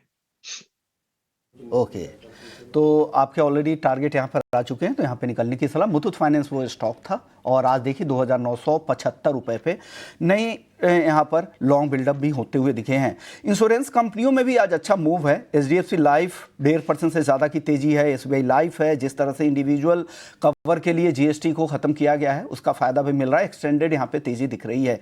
गौरव, आप बताइए, एचडीएफसी लाइफ, एसबीआई लाइफ, इन दोनों में क्या पसंद है आपको? देखिए, अगर कहा जाए तो एचडीएफसी लाइफ का स्ट्रक्चर जो था रिलेटिवली बेटर था। वहां पे अगर आप देखेंगे तो अच्छा एक कंस्ट्रक्शन वहां पे भी हमको देखने मिला था। ब्रेकआउट्स हुए थे, फॉलो अप मिसिंग है, लेकिन मेरे हिसाब से अगर मैं कंपेयर करूं बिटवीन एसबीआई लाइफ और एचडीएफसी लाइफ तो यहाँ पे अभी भी जो है पलड़ा जो है वो एचडीएफसी लाइफ के लिए भारी है। एक अच्छा cup and handle pattern breakout हुआ था। उस cup and handle pattern breakout के बाद में एक टाइम करेक्शन चल रहा है, तो प्राइस गिरे नहीं है बट एक परफॉर्मेंस हमको देखने नहीं मिला है। लेकिन मुझे लगता है कि अगर कंपेयर किया जाए तो यहाँ पे एक अच्छा मोमेंटम जो है वो आपको देखने मिल सकता है एचडीएफसी लाइफ के अंदर। तो यहाँ पे आप बाय कर सकते हैं। ये जो ब्रेकआउट्स है इसमें कम से कम आपको 10 से 15% के अपसाइड आपको 2-3 महीने में देखने मिल सकते हैं। जी बिल्कुल, लाइफ इंश्योरेंस स्टॉक्स पे गौरव की राय, इस पे भी नज़र रखेंगे। लेकिन एक बार अदानी ग्रुप ऑफ स्टॉक्स को लेके आते हैं। ऑफकोर्स लास्ट सेशन में अच्छे लॉन्ग्स भी देखने मिले थे। तो Saumil, of course Adani group of stocks पे जो है हमने जो बातचीत कर ली थी, लेकिन देखिए अच्छी अपमूव आ रही है इस सेगमेंट पे, तो इस पे भी जो है हमारी नज़र रहने वाली है। और इसके अलावा एक बार पेटीएम की चार्ट लेके आते हैं। इटर्नल पे हमने थोड़ी देर पहले बात की, लेकिन पेटीएम यहाँ पे भी बात करते हैं। तो यहाँ पे भी जो है अपमूव आया है और देखिए डेज हाई पे आ गया है। सौमिल, ज़रा बताएं पेटीएम पे क्या राय रहेगी आपकी? डेफिनेटली जो न्यू एज स्टॉक्स की आप बात कर रहे हैं तो उसमें मुझे लगता है कि इटर्नल एंड पेटीएम ये मेरे बहुत ही फेवरेट पिक्स रहेंगे। पेटीएम में इस समय थोड़ा सा करेक्शन डेफिनेटली चल रहा है, लेकिन ये एक मौका है फिर से एंट्री लेने का। The support would be around 1150 के आसपास, 1150 1100 के आसपास बहुत ही अच्छा, बहुत ही क्रूशल सपोर्ट है इस स्टॉक का, और यहाँ से बाइंग अपॉर्चुनिटीज बनती है। शॉर्ट टर्म में मैं डेफिनेटली सजेस्ट नहीं करूंगा, लेकिन अगर आप पोजिशनली व्यू रखते हैं तो ऊपर में मुझे लगता है कि 1300 के टारगेट्स एक्सपेक्टेड हैं और उसके ऊपर भी डेफिनेटली जा सकता है, वे बियॉन्ड। लेकिन इस समय 1100 के आसपास का एक सपोर्ट मान के चले पोजिशनली, और ऊपर में 1300 1350 के टारगेट्स बन के चले। 1300 तक के टारगेट्स आ सकते हैं पेटीएम के लिए। Thank you very much Somil, आप हमारे साथ जुड़े और यहाँ पे जो है आपने अहम व्यूज़ बताए। लेकिन चलिए अब हमारे साथ कुणाल जुड़ रहे हैं स्टूडियो से। गुड मॉर्निंग कुणाल, और नवरात्रि की जो है शुभकामनाएं आपको भी। ज़रा बताएं क्या रहेंगे आपके आज टेक्निकल पिक्स। जी हाँ, आपको भी बहुत बहुत आई थिंक शुभकामनाएं नवरात्रि की, और of course to all the viewers of ET now Suresh. जो मैं पिक्स यहाँ पे सजेस्ट करूंगा वो पीएसयू थीम्स पे रहेंगे। हुडको मेरा पहला पिक रहेगा बाई साइड पे। मेरा ऐसा मानना है कि आई थिंक स्टॉक में एक अच्छा ब्रेकआउट बनता हुआ नजर आ रहा है। काफ़ी सारे पीएसयू स्टॉक्स में हमने देखा कि अच्छा मोमेंटम पिक भी हो रहा है, और वॉल्यूम्स के साथ एक्टिविटी, प्राइस मोमेंटम बहुत अच्छा शिफ्ट हो रहा है वहाँ पर। तो मैं हुडको में बाय कॉल सजेस्ट करूंगा। यहाँ पे शॉर्ट टर्म टारगेट हुडको में रख सकते हैं करीबन 247 का, स्टॉप लॉस रख सकते हैं 223 का। और कैनरा बैंक एक दूसरा पिक रहेगा पीएसयू बैंक्स में। इनफैक्ट सबसे खास बात बताऊं तो पीएसयू बैंकिंग स्टॉक्स या जो सेक्टर है वो one of the best performing relative sector बन चुका है। अगर हम इस 1000-1500 पॉइंट निफ्टी की रैली की बात करें तो उस लिहाज से कैनरा बैंक एक बेटर पिक बनता हुआ नजर आ रहा है। सजेस्ट करूंगा बाय कॉल के लिए यहाँ पे 125 का टारगेट रख सकते हैं, 114 का स्टॉप लॉस। ओके, तो कैनरा बैंक यहाँ पर आपकी टॉपिक है 125 के टारगेट के लिए खरीदारी की सलाह। दूसरी टॉपिक थी हुडको। कुछ और स्टॉक्स जहाँ पे शॉर्ट कवरिंग देखने को मिल रही है, आईसीआईसी लोम्बार्ड, यहाँ पर भी 0.25% की तेजी डेरिवेटिव मार्केट में दिख रही है। आईसीआईसी प्रू देखिए, ये भी 1.25% के आसपास मजबूत है। कुणाल जी बताइए, आईसीआईसी लोम्बार्ड, आईसीआईसी प्रू, इन दोनों में कुछ पसंद आ रहा है आपको? तो आईसीआईसी प्रू एक इंटरेस्टिंग चार्ट है। इनफैक्ट हमने एक बीटा एनालिसिस किया था इंश्योरेंस स्टॉक्स में, जहाँ पे हम देख रहे थे कि प्राइस ट्रेंड्स जब पिक हो जाता है तो उसके बाद में कौन से स्टॉक्स हो जाते हैं जो स्टेडी ग्रेजुअल अप ट्रेंड में आते हैं, और कौन से स्टॉक्स हो जाते हैं जो ज़्यादा साइडवेज मूव करते हैं। उस लिहाज से आई थिंक आईसीआईसी प्रू थोड़ा सा बेटर चार्ट है। स्टैटिस्टिकल नेचर में भी अगर हम देखें तो करंट चार्ट्स की बात करें तो स्टॉक ने एक अच्छा ब्रेकआउट दिया है शॉर्ट टर्म टाइम फ्रेम पे भी। रीसेंट हाइज की बात करें तो स्टॉक में रीसेंट स्विंग हाई जो है आईसीआईसी प्रू में वो करीबन 640-650 लेवल्स का है। तो अगर हम रिस्क रिवॉर्ड की भी बात करें तो करंट लेवल से यहाँ से एटलीस्ट 30 से 40 पॉइंट का अपसाइड हमें आईसीआईसी प्रू में दिख सकता है। स्टॉप लॉस यहाँ पे जो भी ट्रेड इनिशिएट करना चाहे वो करीबन 585 का स्टॉप लॉस रख के यहाँ पे ट्रेड कर सकते हैं। ओके, तो ये सलाह यहाँ पर आईसीआईसी प्रू को लेकर और आईसीआईसी लोम्बार्ड को लेकर आ रही है। लेकिन यहाँ पर मिड कैप आईटी कंपनियों में गिरावट, जो शुरुआती गिरावट थी वहाँ से थोड़ी रिकवरी ज़रूर दिख रही है। परसिस्टेंट देखिए, अब यहाँ पर 3.5% के आसपास की गिरावट है। कोफोर्ज में 3% के आसपास की है। इसके अलावा साइन, टाटा टेक, केपीआईटी, यहाँ पर हालांकि गिरावट कम है। मिड कैप आईटी में से गौरव आपको कुछ पसंद आ रहा है क्या आज की गिरावट के बाद, और क्या ये गिरावट एक्सटेंड होगी या यहाँ से कुछ रिकवरी की संभावनाएं बन रही है? देखिए, अगर आप ओवरऑल आईटी स्पेस का देखेंगे और स्पेशली अगर आप मिड कैप आईटी स्पेस देखेंगे तो ऐसे ही ये थोड़ा आउट परफॉर्मेंस हमको ऑलरेडी इसमें देखने मिल रहा था। तो जैसे आपने कहा कोफोर्ज का, तो आप इसका भी देखेंगे तो एक छोटे डेली चार्ट से छोटे मोटे ब्रेकआउट्स आपको देखने मिले थे। और मैं जनरली प्रोपोनेंट रहा हूँ कि अगर आईटी स्पेस प्ले करना है तो बेटर स्ट्रक्चर जो है वो मिड कैप आईटी का ही है। तो यहाँ पे मैं फिलहाल थोड़ा वेट करूंगा कंफर्मेशन के लिए, क्योंकि एक गैप डाउन पे सब काफी खुले हैं, नीचे से पुल बैक जरूर देखने मिला है, बट ओवरऑल ट्रेंड ये सेम रहता है नहीं रहता है। लेकिन एक स्टॉक जो रेडार पे मैं फिलहाल रखूंगा वो है परसिस्टेंट। एक मल्टी ईयर राइजिंग चैनल में ये ट्रेड कर रहा है, सपोर्ट्स के आसपास में है। एक बार थोड़ी और वॉल्यूम पिकअप हो जाए, थोड़े बाइंग इमर्ज आ जाए तो मैं समझता हूँ वहाँ पे एक अच्छा हो जाएगा, बट यहाँ पे मैं फिलहाल थोड़ा सा वेट करूंगा। ये तो यहाँ पर वेट करने की सलाह। कुछ और स्टॉक्स ले लेते हैं। यहाँ पर टेक महिंद्रा, हालांकि यूएस में इसका बहुत एक्सपोजर नहीं है, लेकिन नीज रिएक्शन के तौर पर यहाँ पर टेक महिंद्रा में भी आज 4% की गिरावट है। गौरांग सर, यहाँ पर कुछ मौके हैं क्या? टेक महिंद्रा इस गिरावट पे अच्छी पिक हो सकती है क्या? देखिए विश्वमोहन जी, अगर लंबी अवधि का नजरिया है तो मुझे सिर्फ टेक महिंद्रा ही नहीं, मैंने कार्यक्रम की शुरुआत में जब प्रश्न पूछा था तो 6 कंपनियों का नाम लिया था, दिग्गज, मझौली और छोटी कंपनियों में।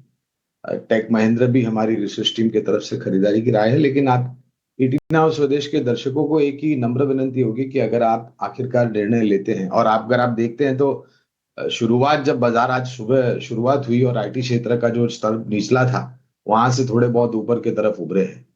तो कहने का तात्पर्य ये है कि अगर आपके पास नजरिया 1.5 साल या उससे अधिक का है, तब जा करके मन बना करके थोड़ी बहुत अभ्यास करके आप निवेश कीजिए। पूरी ताकत लगा करके एक समय पर पैसा मत लगाइए, किश्तों में आप लगाइए, शुरुआत कीजिए और गिरावट पर जोड़ते जाए। बिल्कुल। तो छोटे छोटे पोर्शंस के साथ बाइंग करें अगर आपके जो लंबे अवधि के लिए जो है आईटी स्पेस पे व्यू है। Thank you very much Gaurang sir, आप हमारे साथ जुड़े और आपने जो है अहम सेक्टर्स पे जो है थीम्स पे अपनी जो है बात रखी। लेकिन कुणाल, आपके पास वापस आना चाहूँगा। और कुणाल यहाँ पे माफ़ करिएगा एक बार कुणाल, एक मिनट रुक जाएं। शिवांगी, आपसे मैं पूछना चाहता हूँ जाते जाते, हिंदुस्तान कॉपर का चार्ट एक बार लेके आए। स्टॉक 3% ऊपर है और रखा माइन जो जमशेदपुर में है 20 साल का बड़ा जो है एक माइनिंग लीज साइन किया जा रहा है। हिंदुस्तान कॉपर टॉप गेनर भी आपका निफ्टी मेटल इंडेक्स का। इस पे किस तरह चार्ट सेटअप लग रहा है जरा बताएं शिवांगी। पर हम ये पूरे स्पेस की बात करें तो कोल एक ऐसा मेटल है जो नेक्स्ट काफी पॉजिटिव लग रहा है। हिंदुस्तान कॉपर में भी हमने देखा है कि एक एक्शन बिल्डअप होते हुए दिख रही है एंड स्पेसिफिकली इस स्टॉक में हमने देखा है कि काफी वॉल्यूम्स ऐड हुए हैं पिछले 6 ट्रेडिंग सेशन से। ऑफ कोर्स एक कंसोलिडेशन ब्रेकआउट दिया है स्टॉक ने, बट फॉलो अप भी काफी स्ट्रॉन्ग है यहाँ पे। तो खरीदारी की बिल्कुल सलाह रहेगी। नेक्स्ट जो टारगेट्स है हिंदुस्तान कॉपर में लगभग हमने 305 के लिए लगाए रखना है, 285 के एक स्टॉप लॉस के साथ, पर ऑफ कोर्स स्टॉप लॉसेस आगे की तरफ ट्रेल भी करते रहे। बिल्कुल, ट्रेलिंग स्टॉप लॉसेस बना के रखें। और यहाँ पे देखें तो एक महीने में स्टॉक 23% रिटर्न्स ऑलरेडी आ गए हैं। तो यहाँ पे डेज हाई पे हिंदुस्तान कॉपर पे बड़ी अप मूव देखने मिल रही है। फाइनेंशियल्स में भी जो है बाइंग अच्छी खासी आ रही है। लेकिन एक सवाल हमेशा उठता है कि एचडीएफसी बैंक में कब बड़ा अप मूव देखने मिलेगा। और कुणाल, आपसे ही मैं सवाल लूँगा, हालांकि हरे निशान में है पर अभी भी कुछ कंट्रीब्यूशन आई नहीं है निफ्टी बैंक की जो एक अच्छी इम्पेंडिंग रैली है। तो आपको क्या लगता है एचडीएफसी बैंक में अभी भी एक कंसोलिडेशन फेस में ही फंसा रहेगा कि कुछ ग्रीन शूट्स आ रहे हैं? अगर आ रहे हैं तो कौन से टाइम फ्रेम में आ रहे हैं? फिलहाल तो ग्रीन शूट्स नहीं दिख रहे। शरद, अगर हम एकदम फ्रैंकली देखें तो काफ़ी सारे प्राइवेट सेक्टर बैंकिंग स्टॉक्स अभी भी हम कहते हैं टॉटर कर रहे हैं अपने रेंजेस में।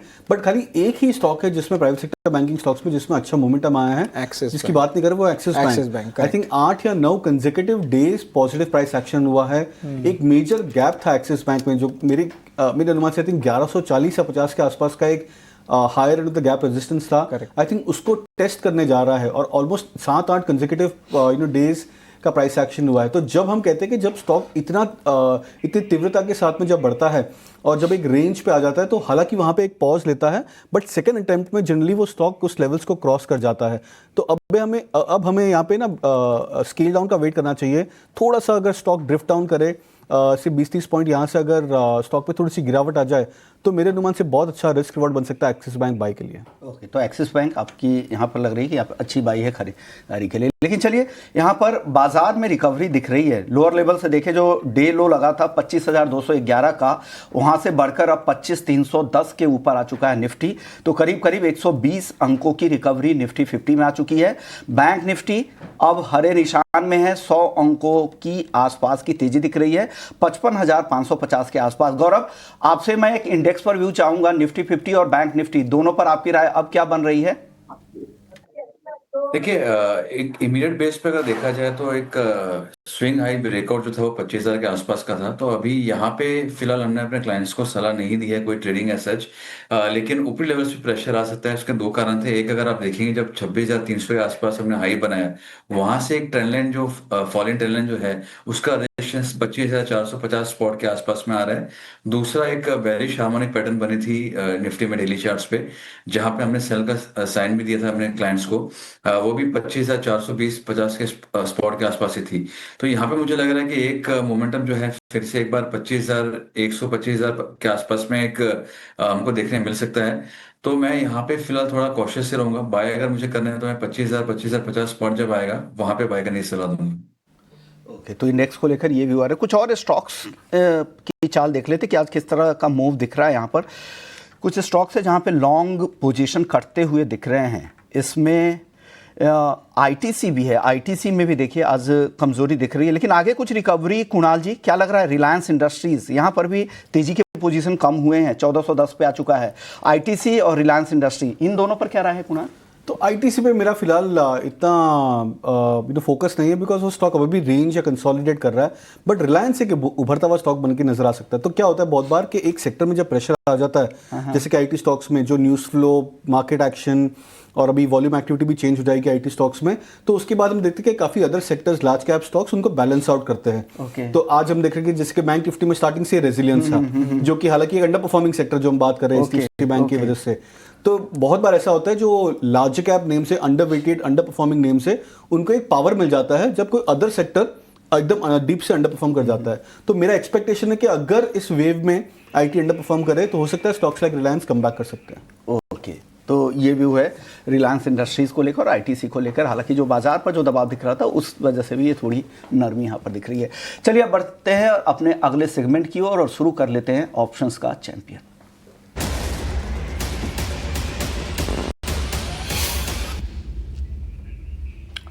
सेंट्रम ब्रोकिंग से नीलेश जैन हमारे साथ मौजूद है। बहुत बहुत शुक्रिया नीलेश जी। सबसे पहले ऑप्शंस पे बताइए सर, क्या मौके दिख रहे हैं इस बाजार में आपको? Very good morning to you. बिल्कुल, देखिए यहाँ पर NBFC space, in fact housing finance space, ये पर्टिकुलर स्पेस में काफी अच्छा मोमेंटम हम पिछले कुछ दिनों से देख रहे हैं। स्पेसिफिकली चोला फाइनेंस, ये हमारे रडार पर काफी लंबे समय से है। स्टॉक ने काफी अच्छा फॉर्मेशन बनाया, high top and high bottom formation, और इसके साथ साथ काफी अच्छे बिल्डअप लॉन्ग साइड में हमने बनते हुए देखे हैं। तो स्ट्रक्चर वाइज काफी स्ट्रॉन्ग नजर आ रहा है। 1650 के टारगेट हम यहाँ पर अंडरलाइन में एक्सपेक्ट करके चल रहे हैं, इसीलिए at the money 1600, in fact slightly in the money call option लेना होगा। 1600 का कॉल ऑप्शन जो फिलहाल 27-28 के आसपास ट्रेड हो रहा है, इसी रेंज में से खरीदना होगा। 21 के स्टॉप लॉस से 36 का पहला टारगेट, 44 का दूसरा टारगेट होगा। इसका लॉट साइज 625 का है, इसीलिए इन टर्म ऑफ रुपीज जो रिस्क अप्रोक्सीमेट पर लॉट है वो 4200 का है। रिवॉर्ड यहाँ पर 10,000 तक के बनते हुए नजर आ सकते हैं। तो ओवरऑल चोला फाइनेंस में हम तेजी एक्सपेक्ट करके चल रहे हैं, इसीलिए यहाँ पे कॉल ऑप्शन 1600 का खरीदने की सलाह होगी। बिल्कुल, धन्यवाद नीलेश। आपने जो है बताया छोला फाइनेंशियल पे जो है ऑप्शन की कमाई का, लेकिन याद रखिए वायदे बाजार में जब भी आप ट्रेड लेते हैं तो अपने वित्तीय सलाहकार से जानकारी ज़रूर लें। अपनी ट्रेड पोजीशनिंग साइज और डिसिप्लिन को भी मेंटेन करें वायदे बाजार में। लेकिन चलिए, अगर हम एनबीएफसीज की बात कर ही रहे हैं तो थोड़ी देर पहले हमने गोल्ड फाइनेंसिंग कंपनीज के बारे में भी बात किया। गौरव, आपको हाउसिंग फाइनेंस कंपनीज में कुछ स्टॉक्स अच्छे लग रहे हैं, और अगर अच्छे लग रहे तो कौन से हो सकते हैं? देखिए, अगर हम जब हाउसिंग कंपनीज की अगर बात करते हैं तो सबसे एक प्रोमिनेंट नेम जो आता है वो है एलआईसी हाउसिंग फाइनेंस। यहाँ पे अगर आप देखेंगे एक अच्छा कंस्ट्रक्शन ब्रेकआउट हमको देखने मिला था, और अगर आप इसके आवली चार्ट्स भी देखेंगे तो एक अच्छा एक फॉलो थ्रू बाइंग वापस हमको देखने मिल रही है। तो मुझे लगता है कि एक 10 रुपए के स्टॉप लॉस से, आप ट्रेडिंग की पर्सपेक्टिव से बोल रहा हूँ, यहाँ पे बाय किया जा सकता है, जहाँ पे आपके लक्ष्य जो होंगे वो होंगे 615 से 620 के, और आपके स्टॉप लॉस जो होंगे वो 580 होंगे। तो मुझे लग रहा है एलआईसी हाउसिंग फाइनेंस पे एक बार बेट लिया जा सकता है। ये बिल्कुल, एलआईसी हाउसिंग फाइनेंस पे जो है खरीदारी की राय है। डेज हाई पे भी जो है धीरे धीरे करके हमें देखने मिल रही है, अच्छी रिकवरी जो है स्टॉक में देखने मिली है। अगर रिकवरी की बात करें तो डायरेक्टर साहब एक बार निफ्टी आईटी इंडेक्स को लेके आए सामने स्क्रीन पे। ये लगभग डेज लो से हम कहेंगे तो 1.5% ऊपर जो है रिकवरी देखने मिल रही है, और सस्टेन रिकवरी आ रही है। यानी कि आप देखें कि एक शॉट में रिकवरी नहीं देखने मिल रही है, यानी कि निबल हो रही है, बाइंग आ रही है एचएनआई काउंटर्स में देखने मिल रही है, खासकर ये लार्ज कैप आईटी स्पेस में जहां तक हमें जो है जानकारी मिल रही है। बट हाँ, थोड़ी सी ड्रैग ज़रूर कर रही है निफ्टी के बारे में। बट ओवरऑल जो है निफ्टी का भी रिकवरी का सेशन जो है बहुत अच्छा देखने मिल रहा है, 100 पॉइंट के ऊपर रिकवरी है। हालांकि अभी भी निफ्टी थोड़े लाल निशान में है, निफ्टी बैंक हरे निशान में आ गए हैं। तो यहाँ पे जो है हम ऑफकोर्स देख रहे हैं कि किस तरह अप मूव्स देखने मिल रहा है। आईटी स्पेस के अलावा अगर हम बात करें तो BFSI, media, energy, PSU bank, ये सब हैं पॉजिटिव, बट एक छोटे से दायरे में हैं। निफ्टी बैंक में भी जो है अच्छी अप मूव देखने मिली है और सपोर्ट आ रही है खासकर कि पीएसयू बैंक्स को लेके। एफएमसीजी स्पेस में भी जो है हमारी जो नज़र रहेगी खासकर कि यूनाइटेड स्पिरिट्स पे, स्टॉक पे 2% की जो अच्छी उछाल देखने मिली है और सस्टेन कर रहा है। डायरेक्टर साहब एक बार यूनाइटेड स्पिरिट्स को लेके आए सामने, देखिए स्टॉक 2% ऊपर है। गौरव, यूनाइटेड स्पिरिट्स पे आपकी क्या राय रहेगी लिकर एज अ स्पेस पे? ऑफ कोर्स इन पे कोई जीएसटी का बेनिफिट्स तो नहीं देखने मिल रहा है, बट नेवरदलेस फेस्टिव सीजन है और अब जो है अच्छी सस्टेन बाइंग देखने मिल रही है। तो ज़रा बताएं क्या व्यूज़ रहेंगे? स्टॉक 1350 के ऊपर ट्रेड कर रहा है। देखिए, एक अच्छे करेक्शन के बाद में डेली चार्ट्स पे आप इसको राउंडिंग बॉटम भी कह सकते हो, एक कंसोलिडेशन पैटर्न कह रहे हो। तो यहाँ पे एक पॉजिटिव डायरेक्शन हमको आरएसआई और एमएसीडी में देखने मिले थे, उसके बाद स्टॉक ऊपर रहा है, टाइम करेक्ट किया है, एक रेंज के बाहर आने की कोशिश कर रहा है। यहाँ पे मैं कहूँगा अगर एक बार ये 1365 1370 ये सस्टेन अगर करता है तो इसमें बाय करना चाहिए। स्विंग है ब्रेकआउट या आप राउंडिंग बॉटम ब्रेकआउट कंफर्मेशन तब होगा, और आपके स्टॉप लॉसेस जब है वो एक कंफर्मेशन के बाद में वो हो जाएंगे तो आप बाय कर सकते हैं। 1300 का स्टॉप लॉस होगा, आप 1450 तक के लेवल के लिए प्ले कर सकते हैं। थोड़ा सा इंतजार करना चाहिए। अगर आप सो फार पे अगर देखेंगे तो ऊपर आने की कोशिश कर रहा है, लेकिन प्रीवियस स्विंग हाई से ही थोड़ा एक प्रॉफिट बुकिंग हमको देखने मिली है। तो एक कंफर्मेशन का वेट कीजिए, 1365 आने दीजिए, वहां पे आपके लिए अच्छे बाइंग के मौके हो सकते हैं। ओके, तो यूनाइटेड स्पिरिट्स और बाकी स्टॉक्स के लिए, लेकिन हालांकि आज यहाँ पे लॉन्ग के सौदे काफ़ी बनते हुए यूनाइटेड स्पिरिट्स में भी दिख रहे हैं और एक अच्छी तेज़ी के साथ यहाँ पे ओआई भी बढ़ते हुए दिख रहे हैं। चलिए कुछ और स्टॉक्स की चर्चा कर लेते हैं जहाँ पे अच्छी मजबूती दिख रही है। बाजार देखिए इस वक्त अब ग्रीन में आ चुका है। निफ्टी 50 एकदम बिल्कुल सपाट अपने दिन के निचले स्तरों से देखिए तो करीब करीब 150 अंकों की रिकवरी कह सकते हैं, क्योंकि दिन का लो लगा था 25,211 पे और अब आ चुका है 25,329 पे, ग्रीन जोन में आ चुका है। निफ्टी बैंक पहले से ही ग्रीन जोन में है, उसकी तेजी बढ़ती जा रही है। निफ्टी बैंक ज़्यादा मजबूत यहाँ पे दिख रहा है, करीब 150 अंकों की तेजी, 55,600 के ऊपर निफ्टी बैंक भी है और सपोर्ट मिल रहा है यहाँ पर सरकारी बैंकों से। हालांकि कुछ प्राइवेट बैंक्स भी चल रहे हैं, लेकिन सरकारी बैंकों में तेजी यहाँ पर ज़्यादा दिख रही है। पीएनबी 1.5% के आसपास की तेजी है। कैनरा बैंक अभी टॉपिक दे के भी गए थे कुणाल, यहाँ पर भी 1% के आसपास की तेजी है। UCO bank, bank of India, bank of Baroda, ये सारे बैंक्स आज के सत्र में पीएसयू बैंकों में अच्छी खरीदारी है। गौरव, पीएसयू बैंकों में से आपको कुछ पसंद आ रहा है क्या? देखिए, इसमें हमने अपने क्लाइंट्स को एसबीआई दिया था ट्रेडिंग और इन्वेस्टमेंट दोनों के लिए। एक अच्छा मोमेंटम है, एक अच्छा कंस्ट्रक्शन ब्रेकआउट है। तो अगर आप पैकिंग ऑर्डर में देखेंगे तो मुझे लगता है जब आपको एसबीआई में एक बड़े दिग्गज शेयर में अगर इतना अच्छा कंस्ट्रक्शन ब्रेकआउट देखने मिल रहा है तो उसको एक मिस नहीं करना चाहिए। तो अगर यहाँ पे कोई बाय कर रहा है तो 840 के स्टॉप लॉस से बाय कर सकते हैं और ऊपर में स्टॉक जो है 900 905 तक की लेवल दिखा सकता है। तो मेरा प्रेफरेंस जो रहेगा वो एसबीआई में रहेगा। तो एसबीआई आप दिग्गज के साथ रहना पसंद करेंगे, यहाँ पर खरीदारी की राय आ रही है। एक और सेक्टर है जहाँ पे आज अच्छी तेजी दिख रही है, वो है मेटल्स का। हिंदुस्तान कॉपर लीड कर रहा है, करीब करीब 5% की तेजी आज के सत्र में हिंदुस्तान कॉपर में है। इसके अलावा हिंदुस्तान जिंक 2% की तेजी है, चांदी का सबसे बड़ा प्रोड्यूसर भी है, चांदी लगातार नया रिकॉर्ड भी बना रही है। एक एडवांटेज यहाँ पर हिंदुस्तान जिंक के लिए है वो, और वो फायदा यहाँ पर दिख भी रहा है। आज के सत्र में अच्छी तेजी हिंदुस्तान जिंक में दिख रही है। इसके अलावा वेदांता, जिसका करीब 61-62% के आसपास हिंदुस्तान जिंक में हिस्सेदारी भी है, तो वेदांता को भी उसका फायदा मिल रहा है, तो वेदांता भी मजबूत है।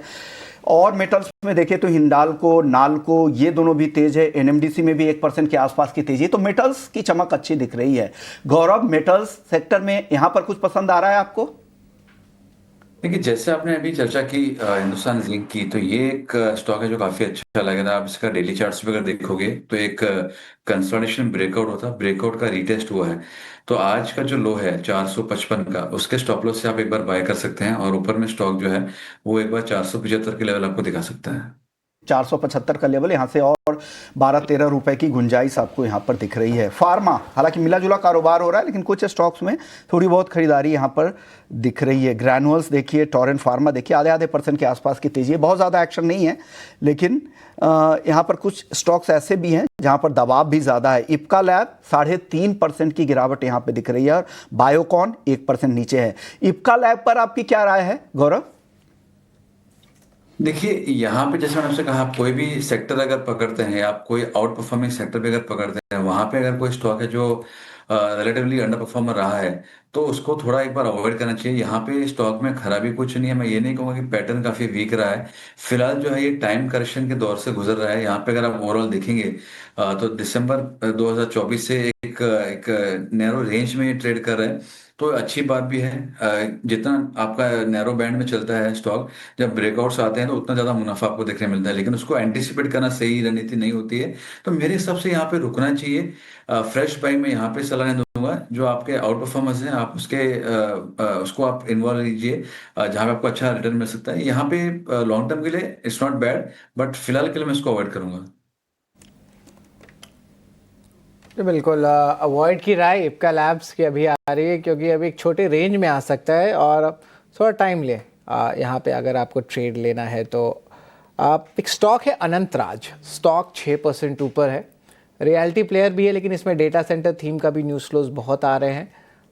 अनंतराज डायरेक्टर साहब, अनंतराज को आप टैग करें, ये इस पे जो है, इस स्टॉक पे जो है हमारी नज़र है। अब हमारा बिग शो भी है, आज स्टॉक 6% ऊपर है दिन के ट्रेड में और एक विपरीत ही चलता है रियलिटी स्टॉक्स में, हालांकि निफ्टी रियलिटी इंडेक्स में है। गौरव, आपसे मैं जानना चाहूँगा अनंतराज के बारे में। स्टॉक 6% ऊपर है और इस महीने खुद ही 25% रिटर्न जो है इन्वेस्टर्स को ऑलरेडी दे चुका है। यहाँ पे प्रॉफिट बुकिंग अब कर लेनी चाहिए कि कुछ पोजीशंस अभी भी ऑन रखते, क्या चार्ट सजेस्ट कर रहे हैं?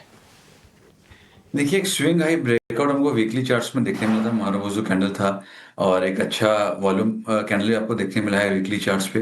तो मैं कहूंगा कि अगर आप ट्रेडिंग के आपने पोजीशन ली है तो यहाँ पे ट्रिम जरूर करना चाहिए, लेकिन अगर आपका पोजीशन जो है आप साल है उसके ऊपर रखना चाहते हैं तो यहाँ से काफी बड़ी अपसाइड आपको देखने मिल सकती है। तो काफी स्ट्रॉन्ग कैंडिडेट है, एक स्ट्रॉन्ग राइजिंग चैनल में ट्रेड कर रहा है 2021 से और एग्जैक्ट चैनल सपोर्ट से बाउंस बैक भी किया है, स्विंग है, ब्रेकआउट भी हुआ है। तो सारे इंग्रेडिएंट्स जो है वो दर्शा रहे हैं कि काफी अच्छी अपसाइड आपको देखने मिल सकती है। तो ट्रेडिंग अगर है तो आप ट्रिम कीजिए, अदरवाइज अगर आप पोजिशनल प्लेयर हैं तो बिल्कुल होल्ड करिए इसको। इस पे जो है नज़र रखें, एज एन इन्वेस्टर बने रहे, लेकिन अगर ट्रेडर है तो थोड़ी सी प्रॉफिट बुकिंग कर ले। एक बार शिपिंग रिलेटेड स्टॉक्स को लेके आते हैं सामने। गार्डन रीच, कोचिन शिपयार्ड, सारे स्टॉक्स में जो है तेज़ी देखने मिल रही है और ऑफकोर्स इंफ्रा स्टेटस बड़े शिप्स को भी मिल गया है। 70 से 80 हज़ार करोड़ रुपए का पैकेज भी देखने मिल सकता है।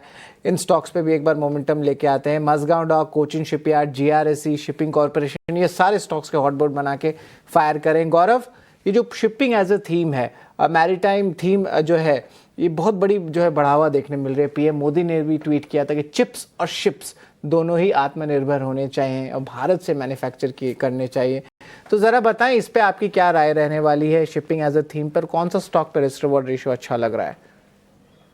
देखिए, अगर आप ट्रेडिंग के हिसाब से कहेंगे तो मैं कहूँगा फिलहाल अवॉइड कीजिए। आप ये तीनों स्टॉक का देखेंगे तो अपने हाई पॉइंट से 2% 3% नीचे आ चुके हैं स्टॉक। तो प्रॉफिट बुकिंग ऑलरेडी हो चुकी है।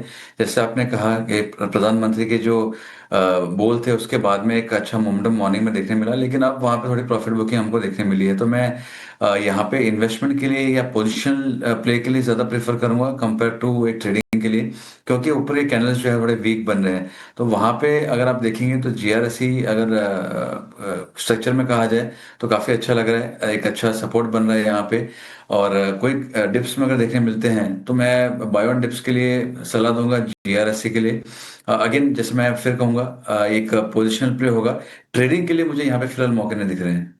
ट्रेडिंग के लिए आपको यहाँ पे मौके नहीं दिख रहे। लेकिन चलिए, अदानी ग्रुप के स्टॉक्स पे हमने शुरुआत में चर्चा की भी थी बाजार ओपनिंग के दौरान। अदानी ग्रीन पे राय भी ली थी। अदानी एंटरप्राइजेस भी काफ़ी मजबूत है, 3% की तेजी यहाँ पे दिख रही है। अदानी एंटरप्राइजेस को लेकर गौरव, आपकी राय क्या है?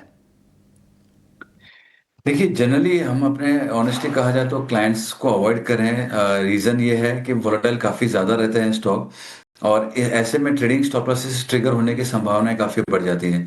हैविंग सेड दैट, इसमें भी अगर आप देखेंगे एक अच्छा कंसोलिडेशन हुआ है। कंसोलिडेशन ब्रेकआउट के कगार पे आए हैं। अगर आप पिछले 3 दिन का देखेंगे तो एक स्ट्रॉन्ग कैंडल्स हमको देखने मिली है। तो हम जैसे कहते हैं 3 वाइट सोल्जर पैटर्न, वो देखने मिल रही है।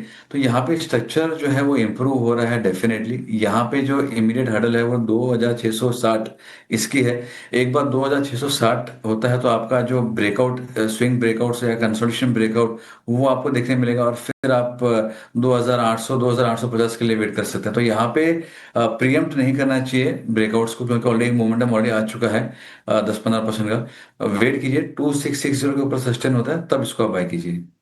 तो उस लेवल का ध्यान रखें, उसके ऊपर अगर सस्टेन होता है तभी बाइंग करें। ऑलरेडी यहाँ पे अच्छी तेजी आ चुकी है तो अवॉइड करने की अभी फिलहाल सलाह गौरव की तरफ से आ रही है। नहीं, चलिए, शुक्रिया गौरव, आपका आपने वक्त निकाला और हमारे दर्शकों को गाइड किया। जाने से पहले कोई डिस्क्लेमर देना चाहेंगे? जितनी भी राय दी उस पर जुड़े हुए डिस्क्लेमर दे दे सर। शो के शुरुआत में हमने अपने क्लाइंट्स को उस पर राय भी दी है, ट्रेड भी करवाया है और बाकी जो हमने चर्चा की है शो के दौरान उसमें मेरे कोई पर्सनल होल्डिंग नहीं है कोई भी स्टॉक में जो आज हमने डिस्कस किया है। लेकिन हो सकता है हमने अपने क्लाइंट को या तो उन पर सलाह दी हो या उस पर ट्रेड करवाया। ओके, शुक्रिया आपका, आपने वक्त निकाला, हमारे दर्शकों को गाइड भी किया। चलिए अब चर्चा करते हैं जीएसटी थीम की। जीएसटी से राहत से किन सेक्टर को फायदा होगा, यहाँ से क्या कुछ निकल के आएगा, और नवरात्र और जीएसटी स्पेशल पर हमारी खास पेशकश का वक्त हो गया है।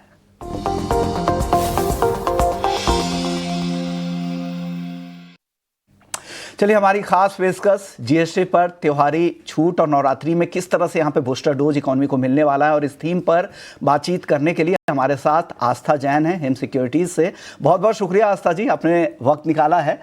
क्या लग रहा है ये पूरे जो इकोनॉमी को, डोमेस्टिक इकोनॉमी को और खास करके घरेलू खपत को बढ़ाने को लेकर जो तैयारी चल रही है, इस थीम पर क्या कुछ चलने वाला है? आपकी टॉपिक वहाँ से क्या निकल कर आ रही है? Morning to everyone. देखिए बिल्कुल जीएसटी का जिस तरह से हमने एक अनाउंसमेंट देखी थी, उसके बाद से ही एफएमसीजी, ऑटोमोबाइल, ये जो स्पेसेस थे यहाँ पे बहुत बड़ी हलचल हमें देखने को मिली थी, जो ऊपरी तरफ में इन स्टॉक्स को लेके गई थी। तो काफी अच्छा लग रहा है। अभी भी ऐसे एफएमसीजी मुझे काफी ज्यादा पसंद आता है। ऑटोमोबाइल और ऑटो एंसिलरी स्पेशली वो स्पेस भी काफी ज्यादा पसंद आ रहा है।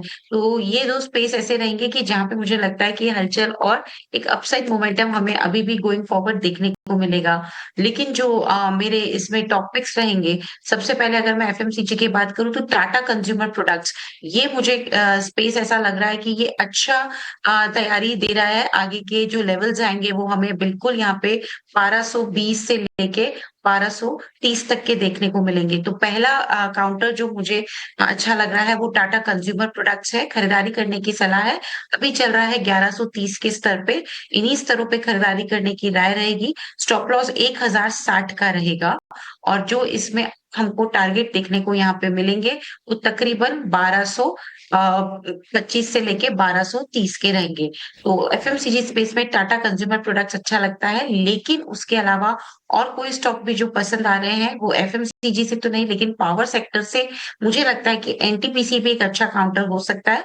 एनटीपीसी में एक खरीदारी करने की राय हमारी तरफ से दी जा रही है। इस काउंटर के अंदर 338 के आसपास इसमें खरीदारी के मौके ढूंढे। स्टॉप लॉस 322 का रखना रहेगा, और टारगेट इसमें गोइंग फॉरवर्ड 370 का रहेगा, 370 का। पहला एफएमसीजी स्पेस से टाटा कंज्यूमर पसंद आता है, लेकिन दूसरा स्टॉक पावर स्पेस से पसंद आ रहा है जो कि एनटीपीसी है 370 के लक्ष्य के लिए, और ये दोनों ही कॉल्स 1 महीने के टाइम फ्रेम से दी जा रही है। जी बिल्कुल। इसके अलावा और कोई टेक्निकल पिक्स हैं आपके पास? जी, एक और पिक जो अच्छी लगती है वो है वाटेक वबाग। वाटेक वबाग की बात करें तो ये सिर्फ टेक्निकल्स के हिसाब से ही मैं इस पे बात करना चाहूंगी। तो वाटेक वबाग एक टेक्निकल चार्ट्स पे अच्छी तेजी की तरफ बढ़ रहा है। जितने भी मोमेंटम इंडिकेटर्स है उनके अबव का क्लोज हमने फ्राइडे के ट्रेडिंग सेशन में देखा था। हो सकता है थोड़ा बहुत ये वॉलेटाइल मूव दिखाए, थोड़ा नीचे भी आए, लेकिन खरीदारी के मौके उसमें तलाशने चाहिए। 1567 के आसपास ये चल रहा है।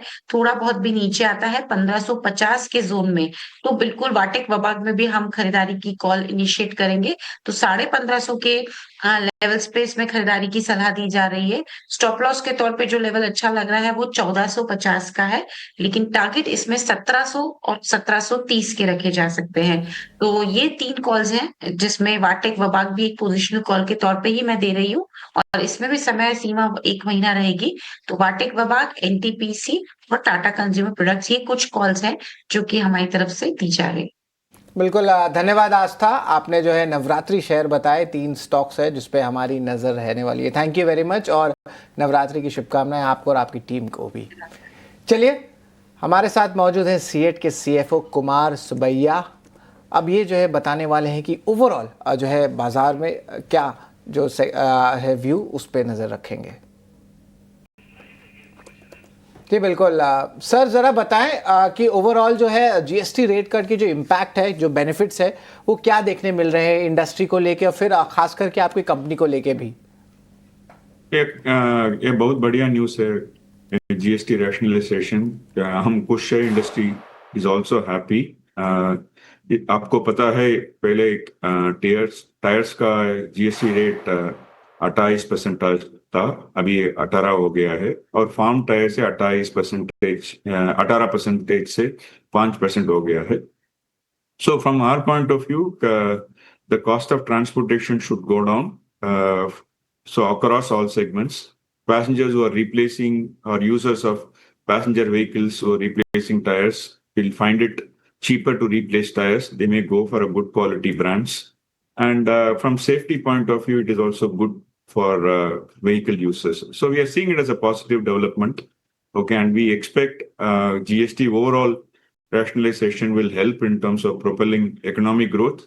And considering auto industry growth is strongly linked to economic development, we hope it will have a positive development. आपने क्योंकि इसका काफ़ी पॉजिटिव डेवलपमेंट होगा और इसका फ़ायदा ऑटो और ऑटो इंश्योरेंस कंपनीज को सबसे ज़्यादा मिलने वाला है। इससे पहले हम एनालिस्ट से बात भी कर रहे थे, वो लोग काफ़ी बुलिश नज़र आ रहे थे पूरी इंडस्ट्री पर भी। सर, ये टायर इंडस्ट्री खासकर सीएट की कॉस्ट स्ट्रक्चर की अगर बात करें तो आपके पूरे कॉस्ट स्ट्रक्चर पर कितना असर पड़ेगा इसका? ठीक, हम पूरा जीएसटी का रिवाइज रेट बेनिफिट पूरा पास ऑन कर रहे हैं आज से, अभी से सुबह से हमारा इनवॉइस नया रेट रिफ्लेक्ट कर रहे हैं। So overall 10% reduction in truck and bus radial tyres, passenger tyres, two-wheeler tires, the entire benefit will go. In case of farm tires, the reduction is 13% from 18 to 5. So all of that benefit will be fully get passed on when we invoice tires and effective today. पूरा फायदा आप customers को ही देने वाले हैं, आप अपने margin में कुछ नहीं रखने वाले हैं सर? नहीं, we are fully passing on the entire benefit of GST to our customers. Okay, चलिए अच्छी बात है सर, आप ग्राहकों को पूरा दे रहे हैं और सरकार भी यही चाह रही है कि ज़्यादा से ज़्यादा फायदा इसका दिया जाए। अब एक सवाल ये होगा आपसे सुबैया जी कि क्या जीएसटी राहत से OEMs के साथ ज़्यादा से ज़्यादा कॉन्ट्रैक्ट आने वाले समय में आपको मिलेंगे क्या? Which one? Sorry, can you repeat the question? Company के साथ, ऑटो कंपनीज के साथ ज़्यादा से ज़्यादा कॉन्ट्रैक्ट मिल पाएंगे, डील आपकी ज़्यादा होगी? नो, किसी हमारा मन में ये लगता है automobile industry, particularly two-wheelers and passenger vehicles below 1200 cc will have a positive impact. Even other vehicles also are getting benefited on account of GST. ये समय भी ठीक है, अभी फेस्टिव सीजन शुरू हो रहा है, इसके लिए ऑटो सेक्टर, ऑटोमोबाइल मैन्युफैक्चरर्स का ग्रोथ ज़्यादा बढ़ सकते हैं। So because our growth is linked to the auto sector's growth, I'm sure we'll be able to participate in terms of supplying more tires to original equipment. एक आखिरी सवाल, छोटा जवाब दीजिएगा 30 सेकंड में सर। क्या सीएट अपने डिस्ट्रीब्यूटर और डीलर नेटवर्क के लिए इस राहत का फायदा कैसे ट्रांसलेट करने वाली है? No, अभी हमारा पूरा most of the distributors and dealers are able to avail GST credit. So effective today, all our distributors and dealers also, we are expecting them to charge only 18% from today.